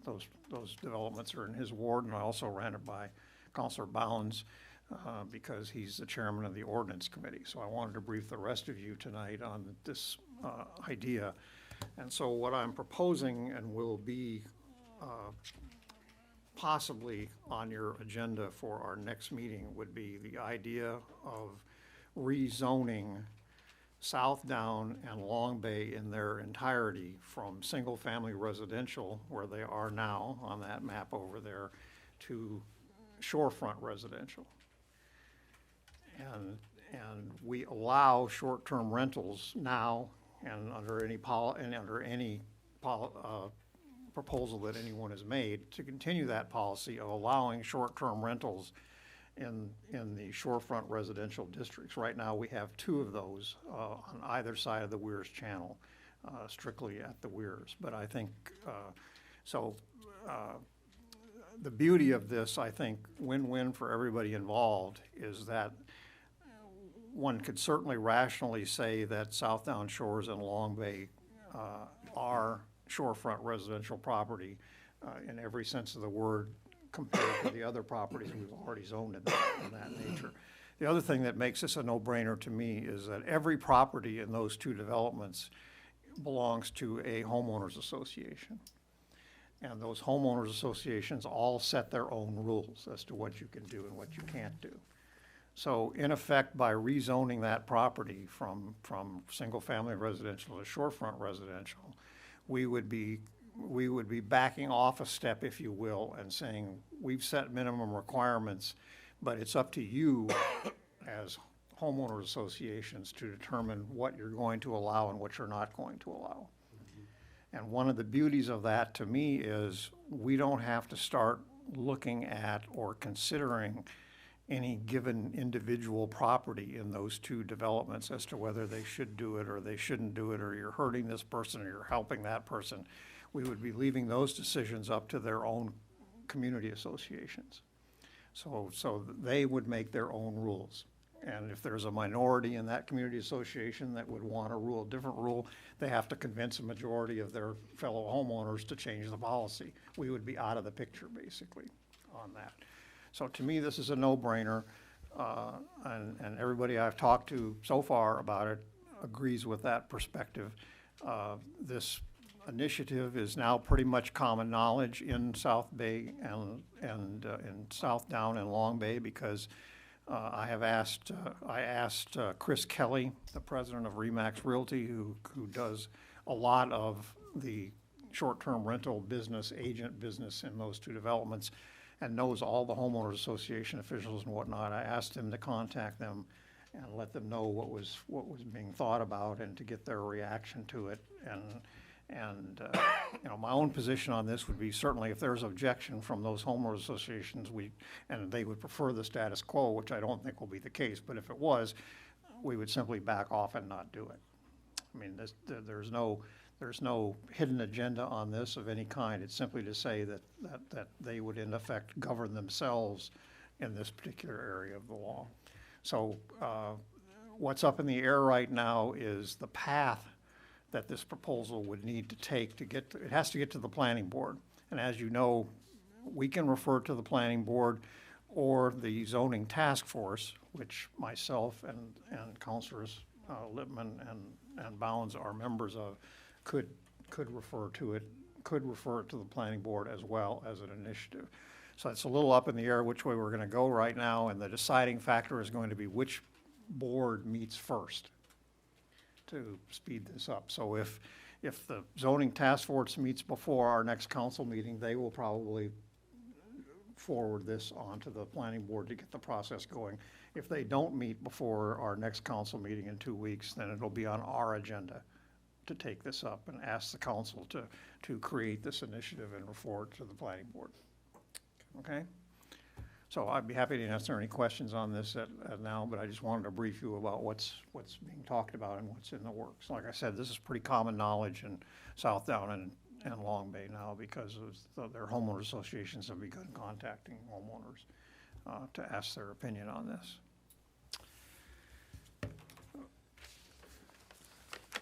Okay, I guess that's it for me. We're on to committee reports. I'm going to excuse myself at this point. Would the clerk please note that Councilor Lippman has left the meeting? Any committee reports tonight? Any committee business, any liaison reports? Nobody? Nobody? got anything on the historic district, to where that stands? Yes, we sent it out to public, I thought I told you. Maybe I missed a meeting here. Well, I want you to tell the public. so- Okay. I thought I already did. Oh, Okay. I might have missed that.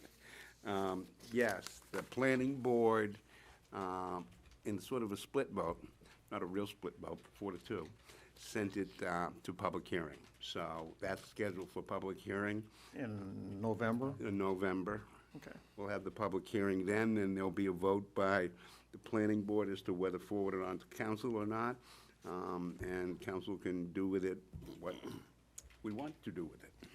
So that's the situation with that. Okay. Thank you. Sorry. I thought I already did that. I must be getting old. Well, I just wondered if there was an update. Yeah. Well, that's the update. That's the update. Okay, November, first week of November, public hearing. Public hearing first week of November. Recommendations to the next city council meeting, which I assume will be the second, but maybe even the first week of November. Right, first Monday, second Monday of November. Not the, I assume it'll be the 4th, but it might be the second. Which means, Oh, it'd be the 11th, right? November 11th, be our first meeting. November.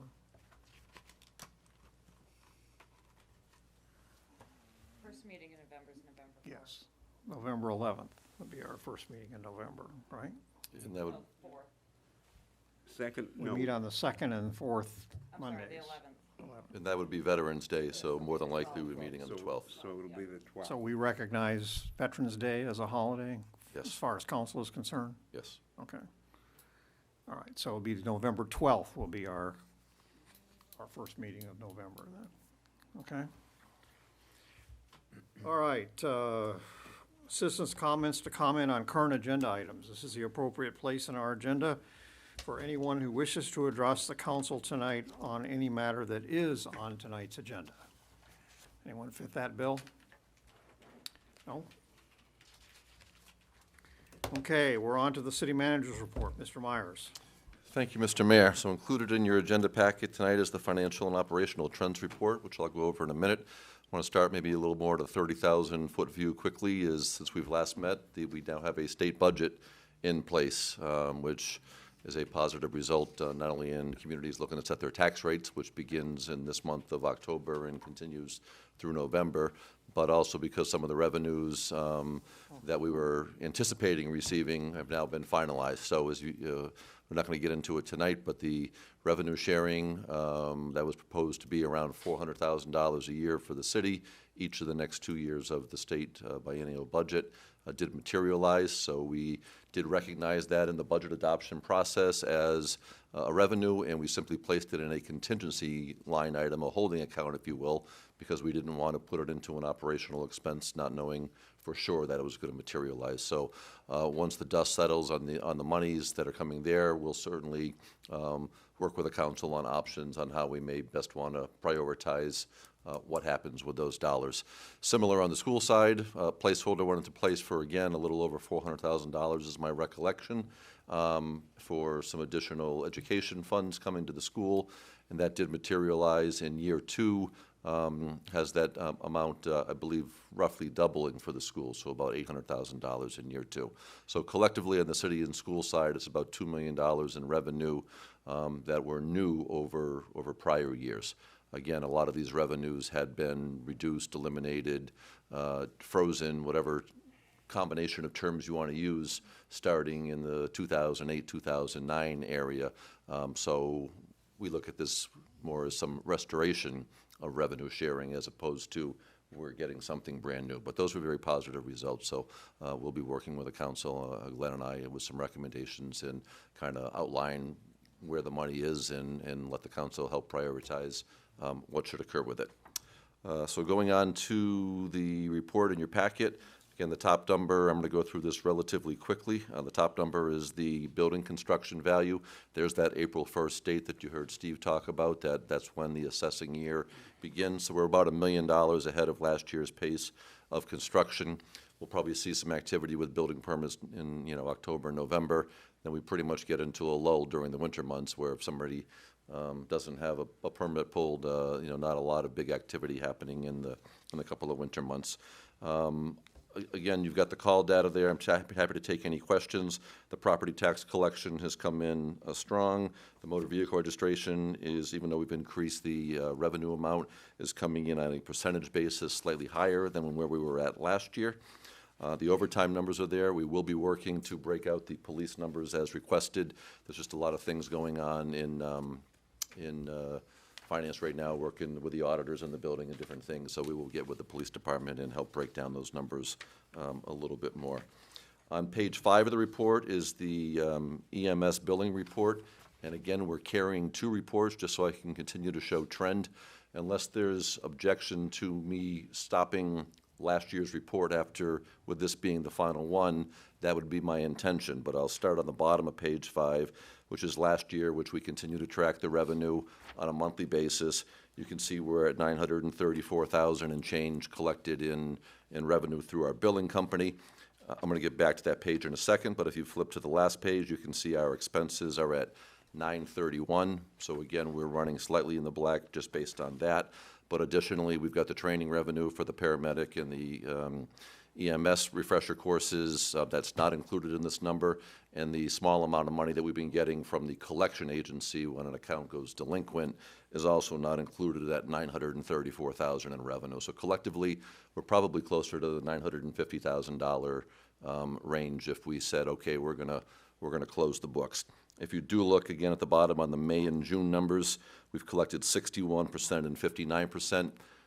If you look at the trend over the prior 10 months, we're probably closer to 66 to 67% collection. So just as a little bit more time passes, I'm predicting that both of the May and June numbers will bump up to that level and bring the revenue a little higher.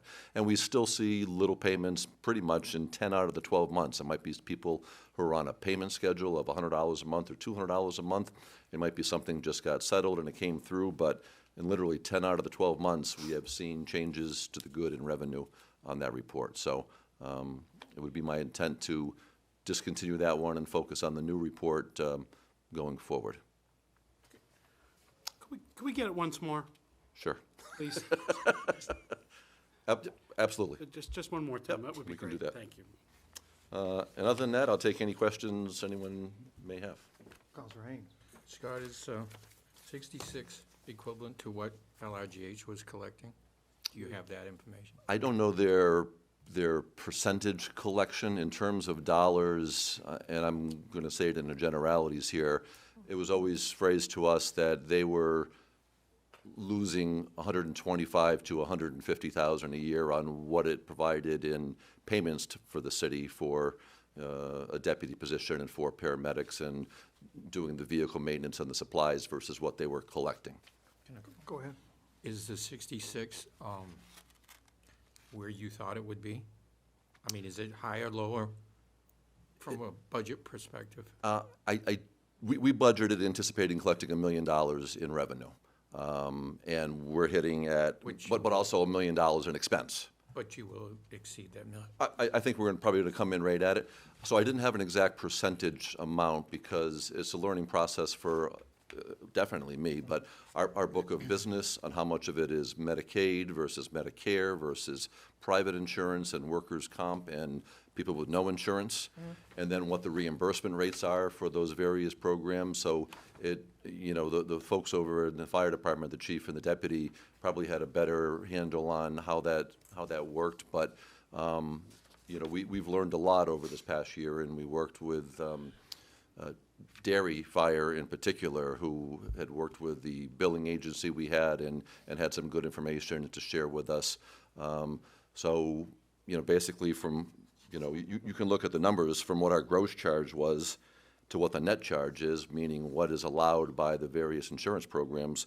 That cuts you by 50% right there. So if everything was on a private pay insurance, we would have billed out $2.8 million.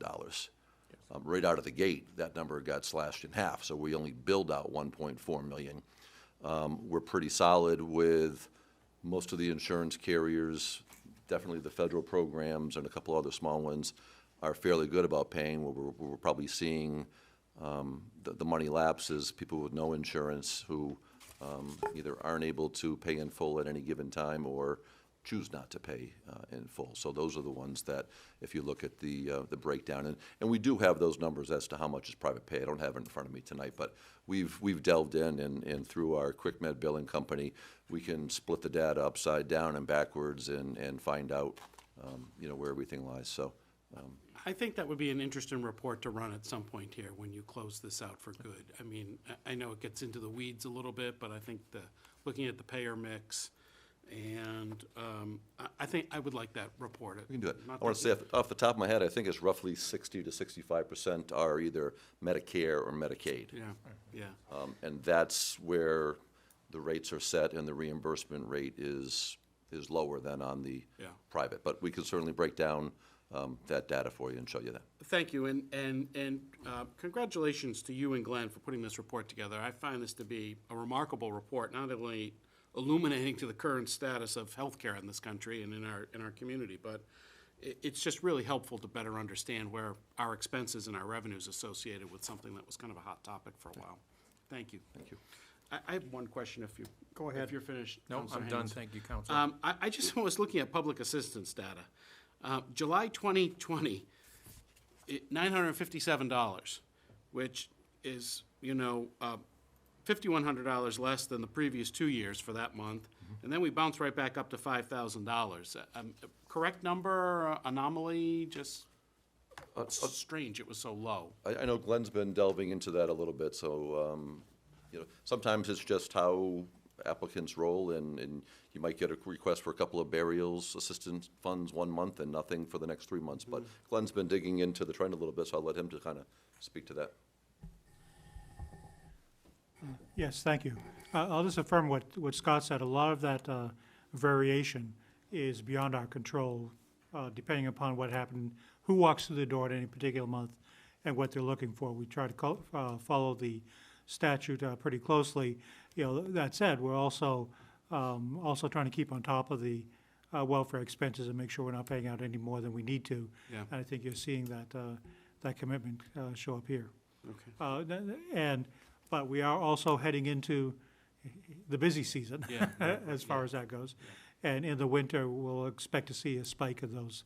Again, we'll try our best to keep it lower than spikes in past years, but it will occur. Can't control who comes through the door, I see. That's Okay. correct. And that ties to cold weather, what we're coming now, so some folks may not be seeking assistance in the warmer months, but are looking. There was an article in the Union Leader today, and I think I've got the numbers right, but we're a quarter of the way through the year, and they're already through over 40% of their welfare budget, and again, not having hit the cold weather season yet. So just some challenges, and so they're seeing a big spike over what they've done in prior years. We get some of those same spikes on a smaller scale. Thank you. Anyone else, questions or comments for the city manager? I got one. Counselor Hamel. Scott, going on the construction subject here, do we have a date in mind of when we're going to be buttoning up things for the winter and not doing any more new digging or whatever? I noticed they've are doing the intersection now. Do you have a time, when's that going to be paved? It's my understanding, and I'll look to Wes, but we should be paving the intersection tomorrow. Okay. We'll be doing the reclaiming of Court Street shortly thereafter, and I believe final, I won't say final paving, but the base course pavement going down on Court Street, the last I knew was by October 31st.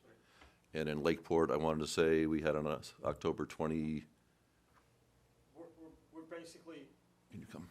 Come to the microphone, please. we're basically done, other than cleanup, and we're gonna pave the intersection. So it's up to ADA standards for all the crossings. So we're probably buttoning up at the end of October, first part of November. Okay, so we won't be paving Court Street in a snowstorm as like we No. did last year? Okay. When, Court Street, when do you predict the granite is gonna go in there, and are you gonna put, because the sidewalks are gone? First you put the binder in. Once you put the binder in, then you go back in and start doing the curb work. Okay, so that'll be done after Pumpkin Fest? They're not gonna Correct. grind that up before? Right. Okay. Well, the intersection will be, but we're, depending upon the weather, is what we're hinging on right now, because we were planning to reclaim Court Street itself on Thursday, but we're watching the weather closely. But the reclaiming, and I understand the angst to it, actually puts the road in better shape. passable condition than the trenches and the unevenness right now. Well, So not they're- if it rains, it'll look like craters of the moon. And again, that's why we're watching the weather. We're watching it real close. Yeah, But it's a storm they've coming in. tried to move along. They worked a half day on Saturday on the intersection. They were there yesterday on the holiday, and we are set to pave that tomorrow. You're planning that for Thursday? Counselor? We're paving Wednesday. The plan was up until we get the weather forecast really starting to get detailed, we were planning to reclaim Court Street on Thursday. Now that we got the weather more focused for what they're saying tonight, tomorrow, we'll further refine those plans. Is the gas company done playing on Court Street? Because they got the metal.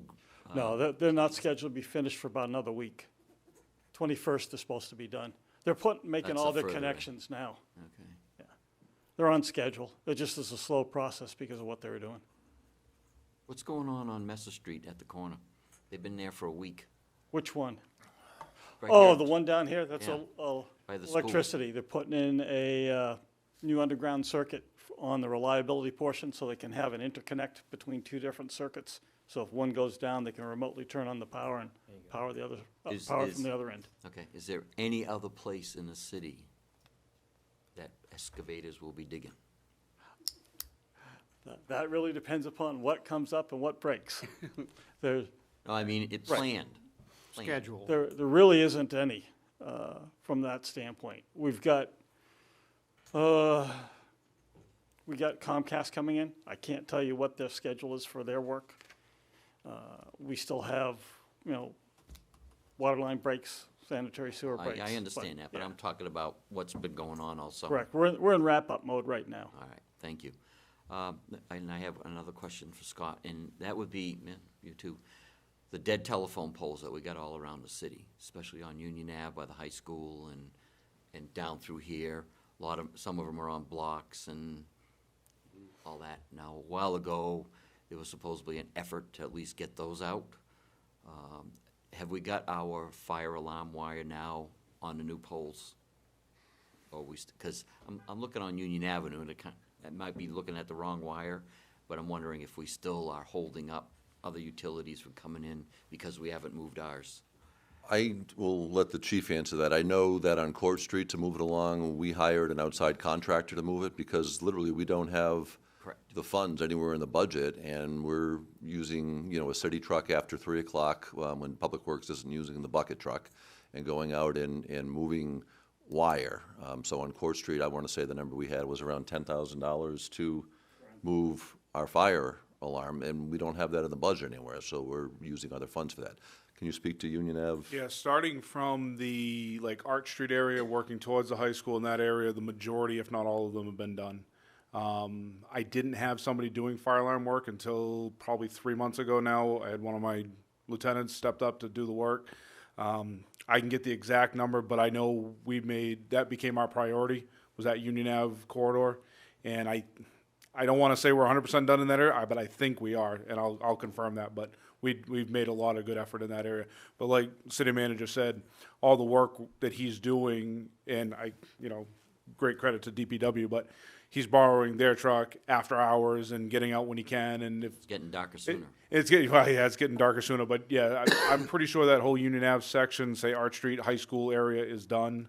I'll get the confirmation on that, but I know if it's not complete, we're close. Can we then, if that's the case, can we put pressure on these utilities to get that? I mean, it's been a couple years now. Yes, and there is a pecking order of who has to move in what order to get the wires, and in some cases it's us, and we've also, I believe, worked with our staff now to understand the system so that when fire wire is off of there, that we can go in and enter it immediately so that the next utility knows that they can come in and move off of it.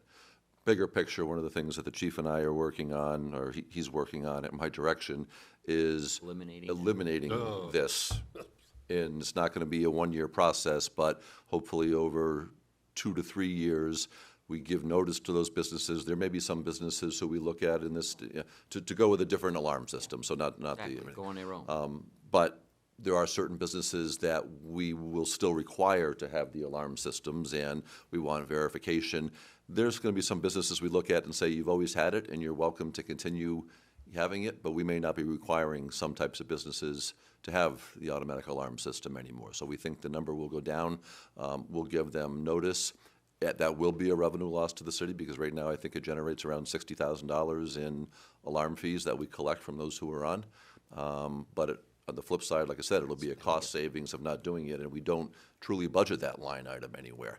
And we'll want to give businesses or buildings that require this some time to look at the systems and make the investment, because there's going to be, my understanding, a several $1,000 outlay per location to install it, and then it'll be whatever the monthly, monitoring fee is for whatever route they go type of stuff. So, but that's why I say we're looking at some that are currently on and paying the $300 a year. We may look at them and say, you can continue to do that, but maybe, we're not going to require you to do that anymore. Give people some options. Do other communities do this? So there's been, No, I mean, having our wired. still having it? Yeah. Yeah, there's places that still have it, but there's also places that are getting out of it. And I've been dealing with a couple different communities, one that just completed the project and one that's in the process of doing it now, just to get some different ideas. I've already started working with some outside agencies, companies that would come in and do this. So now the piece of the process I'm at right now is going through all the boxes that we have and all the buildings that we have and starting to, would this be required, would this not be, would this, that's gonna be probably the longest part on our aspect of it, is gonna be doing that. And then, like the city manager said, the next part is getting this out to them, to the owners, and saying, you don't have to have it, or you have to have it, and if you do have to have it, this is the system that you're gonna go into. So that's where we stand right now. Okay. Thanks. Wes? Did you have anything else? I'm good, thank you. Okay. Thank you. We're on to new business. First item of new business, Counselors, is on page 35 of your packet, and that is the first reading of resolution number 23, relative to authorizing the city manager to accept and expend a grant on behalf of the city in the amount of $142,000 and change for the Assistance to Firefighters Grant, and to request to schedule a public hearing on October 28th during a regular council meeting. Fire Department has been awarded an Assistance to Firefighters Grant in the amount of $149,000 plus for an air compressor, 5 thermal imaging cameras, and a fire hose. The federal funding on this project is $142,000 and change, leaving a cost-sharing item for the city to pick up of $7,126.48. So you have the proposed motions in front of you there, and I would ask if there are any questions for either the city manager or the fire chief before we get to motions. I guess the obvious question is, where's the $7,000 coming out of? The chief is going to find that within his current operating budget. Okay. Just one clarification, it's not a fire hose, it's multiple lengths of many types of hose. Oh, not a fire hose, it's like 100 of them. fire hoses. Right, and fire hose, not a fire hose, fire hose. Hose, I guess could be plural saying it that way. Okay, plural. Go. All right, a motion be in order to waive a reading of the resolution number 23 in its entirety and to read tonight by title only. Counselor Hamel makes that motion. Everybody makes that. Everybody makes that motion. We'll have Counselor Haynes seconds that motion. Thank you. Any discussion? All those in favor, please raise a hand. Oh, yeah. 5 votes in the affirmative, that motion carries unanimously. Next up is to move approval on first reading of Resolution 23, relative to authorizing city manager to accept and expend a grant on behalf of the city in the amount of $142,529.52 for the Assistance to Firefighters Grant. Councilor Osmer makes that motion. Councilor Cheney seconds it. Any discussion? All those in favor of approval on first reading, raise a hand. 5 votes in affirmative, that motion carries unanimously. And finally, motion be in order to schedule a public hearing on October 28, 2019, during the regular council meeting to gather public input prior to the adoption of Resolution 23. Councilor Hosmer makes that motion. Councilor Bowen seconds it. Any discussion? All those in favor, please raise a hand. 5 votes in the affirmative, that motion carries unanimously. Next item of new business is a proposal on first reading of resolution, 24, which is found on page 45 of your packet. And this is with regard to increasing the city's fee for household trash that is brought to the transfer station for disposal. Mr. Myers, are you going to address this? Yes, thank you, Mr. Mayor. So we briefed you on this partly during the budget season and partly, I think, at another time with the information that Guilford was building their own transfer station, was going to be handling all of their smaller loads, and it would just be the commercial compactor vehicles that would be coming from Guilford to the transfer station right now. So we knew that there was going to be a little more expense coming to Laconia, just to operate the scale house and the salary and those types of things with it, and also just trying to keep a little bit ahead of the curve in what the tipping fees are, what we pay to haul trash from Laconia to Pennacook, and then the tipping fee for the tonnage for incinerating it. So at this point, the recommendation is to increase our solid waste tonnage by $4 a ton for tipping fee at our transfer station. The small loads, which are less than 100 pounds, are still going to stay at the $5 rate. So for the person coming in with a couple of bags, whatever, is still going to stay at $5. The last time we had a rate increase on the tipping fee at the transfer station went into effect July 1st, 2013. So we've gone more than 6 years at this point without a rate increase, and it's just those costs keep going up, and we all know what's happening with the recyclable market, and we have renegotiated the contract at one point when the co-op agreement was renewed, so we worked with Waste Management on the hauling fee and got a break a couple of years ago. The co-op has done a very good job, and we've gotten some one-time returns of funds, but inflation is creeping up, and the recommendation to go to public hearing is to increase the fee by $4 a ton. Scott, has the tipping fee and the transportation fees gone up at Pennacook? Has the tipping fees gone up? Yes, I mean, they've gone up with whatever the budget that's approved for the co-op and that type of stuff, so they've gone up. Maybe not every year, and again, we had that period where we re-upped, and a certain amount of tonnage had to agree to stay with the co-op in order for Wheelabrator to continue the deal, and there was some one-time dollars that got returned.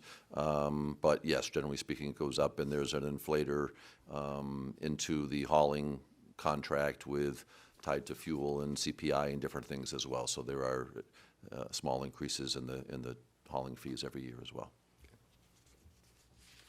Any other questions or comments before we get to motions? Okay, first motion be in order to waive reading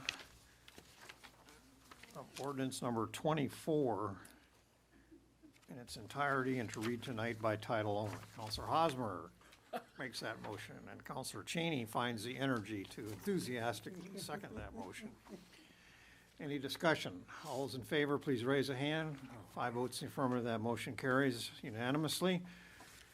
Next up is to move first reading of Resolution 24 relative to increasing the city's fee for household trash that is brought to the transfer station. Counselor Haynes makes that motion, seconded by Counselor Hosmer. Is there any discussion? All those in favor of first reading, please raise a hand. 5 votes in the affirmative, that motion carries unanimously. And finally, a motion be in order to schedule a public hearing on ordinance 24 on October 28th during the regular council meeting to gather input prior to adoption of ordinance number 24. Counselor Hamel makes that motion. Counselor Hosmer seconds it. Any discussion? All those in favor, please raise a hand. 5 votes in the affirmative, and that motion is also approved. Next up on page 46 of your packet is a proposal to accept a donation of a Wow Trail sculpture. Like I said, this is one thing I would add here to the to what you have before you. I'm glad the Beatles have left the room tonight because they're going to be embarrassed by this, but what this doesn't say was this sculpture, which you have a picture of there on the next page, was commissioned by and donated by the employees of Patrick's Pub as a gift to the owners, Jeff and Alan Beadle and their spouses, in recognition of the 25th anniversary of their ownership of that business. And so that's who paid for this, was the employees got the money together to commission this, and they're asking that the city give permission to erect this sculpture in the little park there at the north Lakeport Square terminus of the WOW Trail. Hold on. It's not on here. Yeah, it is. It is? There you go. Any questions or comments?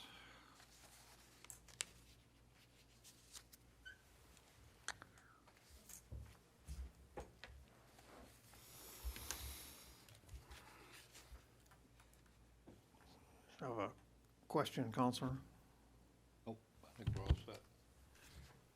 I just couldn't pull it up on my screen. Okay. I wanted to look at it.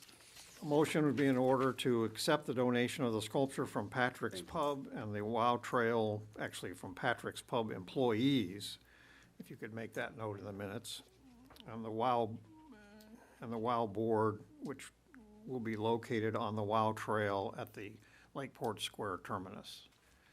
Counselor Hosmer makes that motion. Counselor Hamel seconds it. Any discussion? All those in favor, please raise a hand. 5 votes in the affirmative. That motion carries unanimously. Okay, we're on to unfinished business.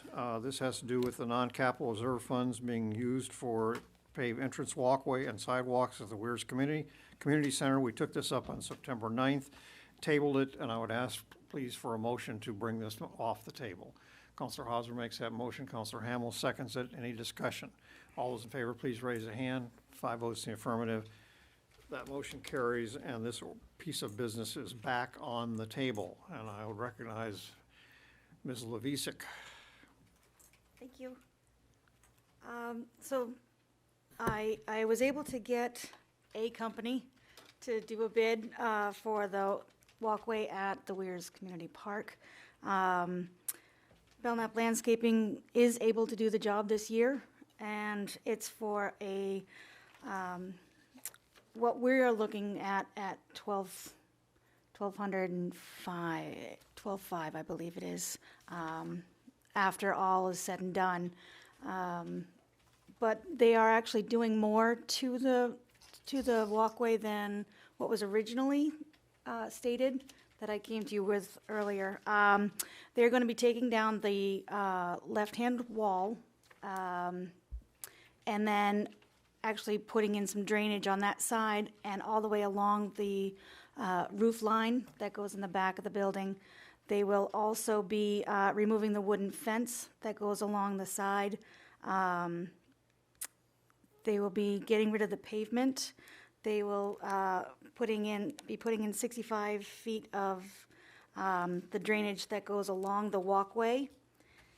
They will reinstall the 20 feet of the Allen block wall that is there. They will regrade the remaining slope of it, and they will be getting rid of what we called the sidewalk to nowhere. It was kind of a strange sidewalk that was paved, and it literally just stops. So they'll be getting rid of that.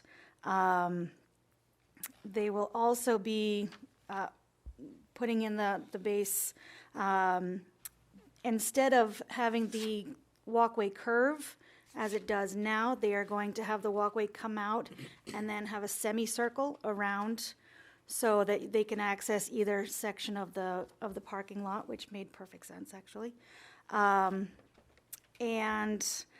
It will all be ADA compliant. They will be doing loaming and seeding. They are also going to be putting in drainage along the walkway headed towards the pavilion. If you go up the slope, we do have some water that does go off onto the walkway, so they're going to be putting in some drainage there. And they will be putting in conduit so we can add a light there. So the bid was $38,000. Correct. Correct. Was there any more than just one bid? That was all that came. That was it. So you requested more bids, but you only got one bid, is that? When we went out to see who could do it this year, we got one They were the one only company. people that could. And so, for the record, brief us on, since we talked on September 9th, refresh our memory about what money was requested on September 9th. So we had 17 $1,500 was going to be given, is going to be given to us by the Weirs Community Park Association. $8,000 had already been requested by Kevin Dunleavy last year, I believe it was June 2018, for this project. So $8,000 is already put aside for it. So what I'm looking for is 12.5 for. What were you, again, for the record, what were you asking on Oh, September 9th? previously, I believe it was 10.5. 10.5, so this is $2,000 more. Correct. But different specs. Correct. Better And specs. done this year. Correct. Everybody got that? Okay, questions for Ms. Levisik before we get to motions? Anybody? All right, thank you. Thank you. Motion be in order to approve the request from Laconia Parks and Rec Department as presented to utilize non-capital reserve funds in the amount of $12,500 for the project of the Weirs Community Center to improve the safety and accessibility of the facility, with work being completed this year, I'm adding those words, by Belknap Landscaping Company Incorporated. Counselor Hamel makes that motion, seconded by Counselor Haynes. Any discussion? All those in favor, please raise a hand. We have 4 votes in the affirmative. The motion carries unanimously. And note that Counselor Hosmer had left the room for this vote. Okay, council comments. Anybody? Counselor Cheney does not disappoint. I didn't want to do that. I thought about bringing this up when the manager was talking about the construction out here. And this is just a comment. I wish somebody from DPW or wherever would go to these construction projects at the end of the day. I wore about a third of this on the way in tonight because I hit a bump down here that I don't think it's necessary. I mean, I think they could feather that stuff in a little better.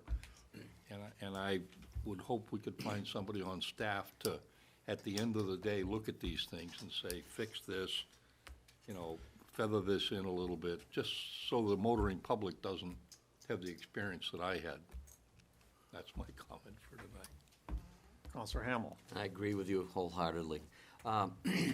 3 weeks ago, I asked the council members to take a walk over to the police station or drive and take a look at the carpet there and to get their opinion. So I'm sure everybody did that.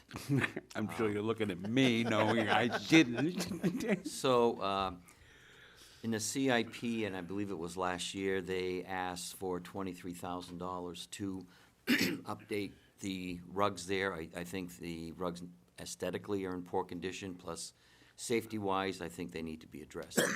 Excuse me. So I'm going to make a motion that we provide up to $23,000 money to be taken out of the non-capital reserve account for replacement of the carpets in the hallway and whatever rooms that need to be done. Not all of them do. Do we need to put that on an agenda because it involves money? Generally speaking, unless it's an emergency type of thing, the council rules say that all items should be on an agenda, and we're. Okay, so can we put that on the agenda for next time? All right, then I'll withdraw my motion. Well, that'll give me time to And go it'll look. give you time to go look. Yeah. Send us It pictures. was an amount not to exceed 23? Correct. That was what they were asking for. Okay, Counselor Hosmer? Thank you, Mr. Mayor. Just a quick acknowledgement to Mackenzie Harrington, I think it's Bacote or Bacote, from the School Department, Office of School Wellness and Grants Administrator, who submitted a grant application some time ago, and as a result, the school system received $3.2 million to reduce and prevent youth violence and bolster student family engagement, and address mental health services, improve mental health services throughout the schools. So certainly acknowledgement for hard work on her part in securing this grant, which is pretty significant. Okay, thank you. And anyone else? Yes, briefly, a word of thank you and acknowledgement that as I drive by and take a right or a left off of onto or off of Mechanic Street every day, for the last 2 weeks, who's ever been there has been doing a really nice job of letting people through, not causing problems, and has always got a smile on his face, so. We'll pass that along. We heard that one of the flaggers was doing dance moves at the same time down here on Main Street, so they're doing their part. Yeah, it's been, All right, any other council comments tonight? Just one quick one there. Scott, I noticed that the request for proposals on the carpet was in the paper. There were certain specific qualities of carpet, hopefully commercial type of, I looked at that, I went down to visit, and they're in pretty tough shape. And I don't know if that was just household carpet or domestic carpet or. Well, that's but- 16 years ago. Yeah, I understand, it took a beating, but well, I intend to go call the police department to the carpet I'm surprised on this somebody one. hasn't, I didn't mean to interrupt. Yeah, no, I'm I- surprised somebody hasn't tripped on those seams. I didn't look at the specs, but our purchasing specialist, John Gardner, is pretty much on top of that, and I know we would be looking at a, commercial quality type of carpet. I'll definitely double check with him, but I have no doubt in my mind that it's, Industrial grade. yes. All right, anyone else? If not, no other business to come before the council tonight, I will call this meeting adjourned at 9:35 PM. Thank you.